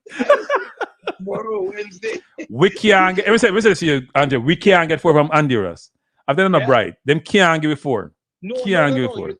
Yeah. But what you want is 3 points. Yeah, but I'm saying they can beat us. I'm not saying they can't beat us, but them can't give it 4. Well, that's what I'm saying. Okay, then give it 4. We are turning over the whole team. We are gonna get if we get 22 new players, then give it 4. So you can't give it 4, Andre. Trust me. If you draw and Trinidad win, yes, you have 2 points. Trinidad have 3. That is true, actually. Lose, that's true, actually. Trinidad have 3 points and you have 1. But you're gonna have points. You win sailing. I understand. I thought you're going fishing. You got fishing. I would have saved that statement for Wednesday. You know what? Because Wednesday, I could say that to you. So I just misspoke. I didn't mean to say that, Andre. So let's wait until Wednesday. Okay, we lose and you win. Oh my Lord. Oh. You know I have never beaten you all. That was the first time everything. We didn't beat Panama for a while and we beat them, right? So yeah. We're not gonna get 4, but if we lose and Trinidad win, we're behind Trinidad. And by the way, you play Cuba twice. We play Honduras twice and play Guatemala. We don't have an easy game. We have Cuba was our easiest game. Yeah, but I think those are with the direction that Jamaica heading in and having the opportunity to potentially be the only team from the English-speaking Caribbean that get into the World Cup potentially. Those are good games for you. Those are not games you should be worried about, to be honest with you. Yeah, you hope so, but yeah. Yeah, those are not games that Jamaica should be worried about. What comments am I misreading, Devon? Devon said not reading comments correctly. Yeah, he wasn't. But if I post it, Devon, if I post it, then it's not. Then you guys can't read it. Maybe I can't read, but say what? No, you turned this question into. You turned his I was trying to help him. He was being. Yeah, okay, it says, Andre, we're not in the same boat with Trinidad. Okay. I thought it was a question. Are we not in the same boat? Okay. So we are not in the same boat. Okay. He's saying that Jamaica is better than Trinidad, and you guys are in the same. Yeah, that's what he's and saying. Trinidad may end up being second in the group, or we may end up being 3rd or 4th. And like Jason Guna knows something that I don't know. What terms of payment he's talking about? I didn't see Jason Guna comment about term of payment. Andre, the TNT FA will not give you the terms of payment you desire, so speak freely. Oh, he's saying that they may be engaging you to come take over the team, and they're not going to satisfy what you want. So you're not going to be part of the organization. So you can just say anything you want to say. That's what he's saying. Yeah. Oh no. I want to say what I want to say. I want to say what I want to say, Jesus. No, the man is a patriotic Trinidadian. He has hope. That we all don't have like he has, but he has hope. Trinidad can beat Cuba. Trinidad can beat Cuba. I think so. They can beat Cuba. They can beat Cuba. I don't think so. Wait, by the way, is this song going to be playing? No. He's not making it? Okay. In the Cuba game? I don't know in the Cuba, but not in the game tomorrow. Oh, okay. Yeah. Okay. Yeah. They would need that goal he scored the other day for Atlanta, wouldn't they? Yeah, they need more than that. They need more goals than that. No, I think they can beat Cuba. They can beat Cuba. Cuba is happy now because Cuba is thinking we beat Trinidad twice. We're good. We're gonna win. We're gonna probably win the zone or come second. Yeah, but Trinidad have a way. You see what happened to America the other day, right? In Trinidad. Yeah. When you guys beat them, but they were down to 10 men, weren't they? Yeah, and that's not the first time. That's not the first time we beat them in Trinidad. Oh, by the way, people, Andre's trying to tell you guys this. They beat America with 10 men. We couldn't beat Cuba with 10 men when they had 10 men. That's what Andre's telling you. They beat a better team with 10 men, and we couldn't do the same. That's a correct observation, actually. Yeah, I think what's his name got sent off, right? The right back got sent off in that game. Yeah. But Dirgino Des got sent off. Cuba finished the game with 9 men now. They did actually. They finished. No, if they finished the game with 5 men, we still wouldn't score. We still wouldn't score. We wouldn't score. You gotta have goal scorers. So when I say Antonio, we gotta think about Antonio. People give me a hard time and Kranky, you're this and Kranky, you're that, and I can't believe you're saying that. The man scored 4 goals in 18 games in Concacaf. It's not the Premier League. If it was in the Premier League, scoring 4 in 18 people in West Ham would complain. I gotta tell you this because I know you remember I told you this before. Yeah. That the best midfielder was Casey Palmer. Yes, by a good distance. I said that before a long time ago. Okay, you did say that. Yes. And he showed his quality in this last game. And I think with the way the team is trying to play, he's going to continue to do that. Now, he looked really good in the game, but I'm always reluctant to heap too much praising the players because of who they played and how the game turned out. When you have 10 men for most teams and you're playing a superior team, you should struggle and they should look good. Yeah, but one game affects the next game, right? In football, a lot of times, if you put all your effort out into a game and playing 2 or 3 days later, he may not recover properly. Depends on how tough the game is, right? So I think this team and the performance, right, is probably going to be better against Honduras. Honduras, in my opinion, was a little bit casual against Trinidad in some moments. If they make that mistake, I think they're going to be in trouble. So you think we'll beat Honduras? Is that what you're saying? Give us hope. Give us hope. Hold on. If you play at the intensity that you can play at, right, and they don't match it, yes, you would beat them. Okay. Is that their house team? Because they have home court advantage, basically. Yeah, the place is going to be packed. Yeah, the place is going to be packed, and it's going to be you got to look at where's the referee from. That's also a problem for us because when we played Ecuador, we got a penalty we didn't get. That was like a joke, right? So if it's a Latin American, it doesn't matter who they are; they don't ref for us anyway. We need more Caribbean referees. I don't know why we have all these referees from these different countries and we don't have enough. Is it that we haven't developed our referees in the Caribbean? What is it? Say it again. Is it that we don't develop our referees in the Caribbean? Why is it that we don't have more Caribbean referees out there? I don't see a lot of Trinidadian and Jamaicans out there refereeing. Once in a while, I see one or two. Well, there was when Mr. Warner was in charge. So you're saying Mr. Warner managed everything? Mr. Warner was a manager, you know. He provided opportunities for Caribbean people in different. Provided opportunities for a lot of people, especially for Trinidad. Yeah. I don't think Trinidad appreciated as much as they should. So Devon is saying that Trinidad should never get rid of Angus. Interesting. That's an interesting perspective. His record was not a bad record. His record was a good record actually when you look at it. And he played some of the tougher teams too and did okay in some of them. He was a conservative coach, but he was effective. Conservative. Yeah. Anyway, Andre, I have to leave you. I'm gonna close down this chat, people. I know there's 212 people on here, but Kranky has a life also. I've been on here for almost 2.5 hours. I'm gonna say this to go ahead. Before I go, let me go first. When you get off, if you want, you could call me and we could pray together. You need to pray. I don't. I got the horses to win. You need to pray. I would suggest you. In fact, I would suggest you start right now and stop wasting time and pray all through the night. I don't need to pray. I have confidence in my team. I'm very confident. Let me cross my fingers. I'm very confident in my team. They go to Honduras and win a game, and I'm very confident in that. I'm very confident in Antonio. I think he's our starting center. Can't hit a bar door. Is this one of those hypocritical moments?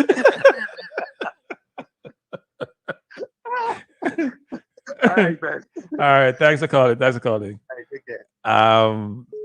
Gaming said Cranky, we have the FIFA referees, but for some reason them not make them known. Yeah, we need to get more Caribbean referees out there.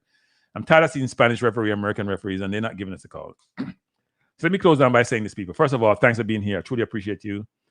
If you haven't hit the like button, please do so. Just as important, if you haven't subscribed, please do so. And just as important, if you share the videos, others will watch it. They will hit the like button and they will subscribe, hopefully. We're going to be back here tomorrow. I haven't decided the time yet, but it'll be before 10 p.m. By the way, people, the game tomorrow is 10 p.m. Let me look at all the places where the game is being shown. The game is 10 p.m. U.S. time, 9 p.m. Jamaica time, and about 7 p.m. if you're out in California. I know Jamaicans out there. I'm looking at the scores tonight. There are no important games here. Let me switch and go back to the game tomorrow. Sorry to be so like I'm rude people, but I don't see any games here in this round that interest me. Trinidad play at 7 o'clock tomorrow. Jamaica play at 10. The game is showing on Paramount in the U.S. and CBS Sports Galazo. Let me go back for the Jamaica game again. In Jamaica, it's shown normally Sports Max. Let me see if it's Sports Max tomorrow. Jamaica, it's Sports Max 2. And then the Flow Sports app, the Sports Mac app, and Flow Sports Co. So it's showing in different places tomorrow. So if you have a chance, and it's a little bit late for some people, but you can watch. Well, if you're in the US, 10 o'clock, and you have to go to work tomorrow, it may be challenging. I don't think I will do a post-game show because the game finished at 12 o'clock. And I cannot believe Aaron Rodgers. Oh, he's not injured. Okay. They were showing from last year. I almost lose my mind a while ago. But no. So I'll be here tomorrow. Join me as we go to do the preview of the game. See what info, Brando, where we see a preview of the game, and then we'll do the watch along. All right? Should be a good game. I'm expecting Jamaica to win. I'm not jinxing Rodgers. No, they were showing you. We just fumbled, actually, Jason Gunnar. Who recovered it? 1 second. Somebody, you know what people are doing nowadays in football, people? Some of you may watch NFL. And I saw it yesterday. They're punching the ball out. They're not trying to pull your arm nowadays and pull the ball away. They're punching it, which is then hard to hold, which is interesting. Yeah, like it's a turnover. He punched the ball out. We lost the ball deep in our own territory on the first play. This is ridiculous. Bad turnover. Jet starting already. You got to hold the ball closer. Not jinxing Rodgers because we just turned the ball over, Jason Gunnar, at the 32-yard line. But the Jets have a good defense, so it should be a good game. San Francisco is a good team. So anyway, people, let me just say this. Please join me tomorrow. Should be a good watch-along. Should be a good game. The field didn't look bad for the Trinidad games. And, if the bounce is good, it really helped our team. Even a lot of players who are not playing on quality surface. Stadium field needs to continue to improve. But I want to thank you for being here. Hope you have a wonderful night. I'm going to send you out, not with ball possession, because I don't really care about ball possession tomorrow. I'm going to send you out with Kranky Live. All right, people? Have a good night. Peace out. Join me tomorrow for the watch along. Appreciate you. Goodbye.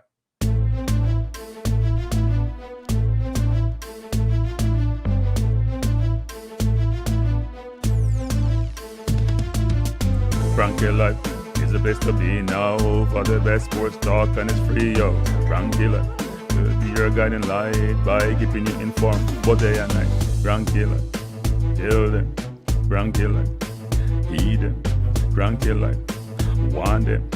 Kranky Live. From the courts to the field, we'll never lose because Kranky has the hottest news. With expert analysis, we break it down. Our in-depth coverage is best in town. Kranky Live, till them. Kranky Live, heed them. Kranky Live, want them.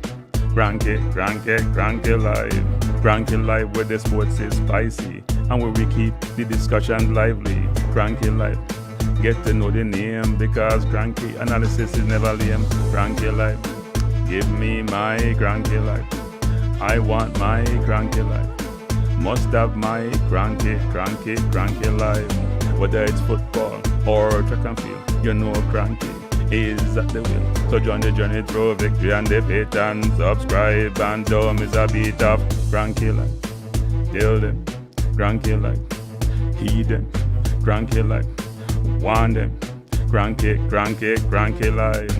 If you're from England or USA, from Kingston or Bombay, from Kenya or Canada, Lagos or Havana, visit Kranky Live. Tune into Kranky Live. Like up Kranky Live.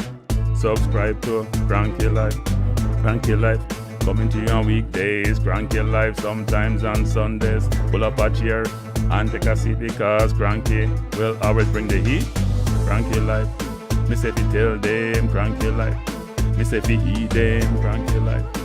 On them Kranky Live. Kranky Live will be around. Kranky Live is the best in town. Me say fi heed them. Me say fi want them. Me say fi heed them. Want them, heed them, want them. Kranky Live. Kranky Live. Heed them. Want them. Heed them. Want them. Kranky Live. Kranky Live. Heed them. Want them. Heed them. Want them. Heed them. Want them. Kranky Live. Kranky Live. Kranky. Heed them. Want them. Heed them. Want them. Heed. Want. Heed. Want. Heed them.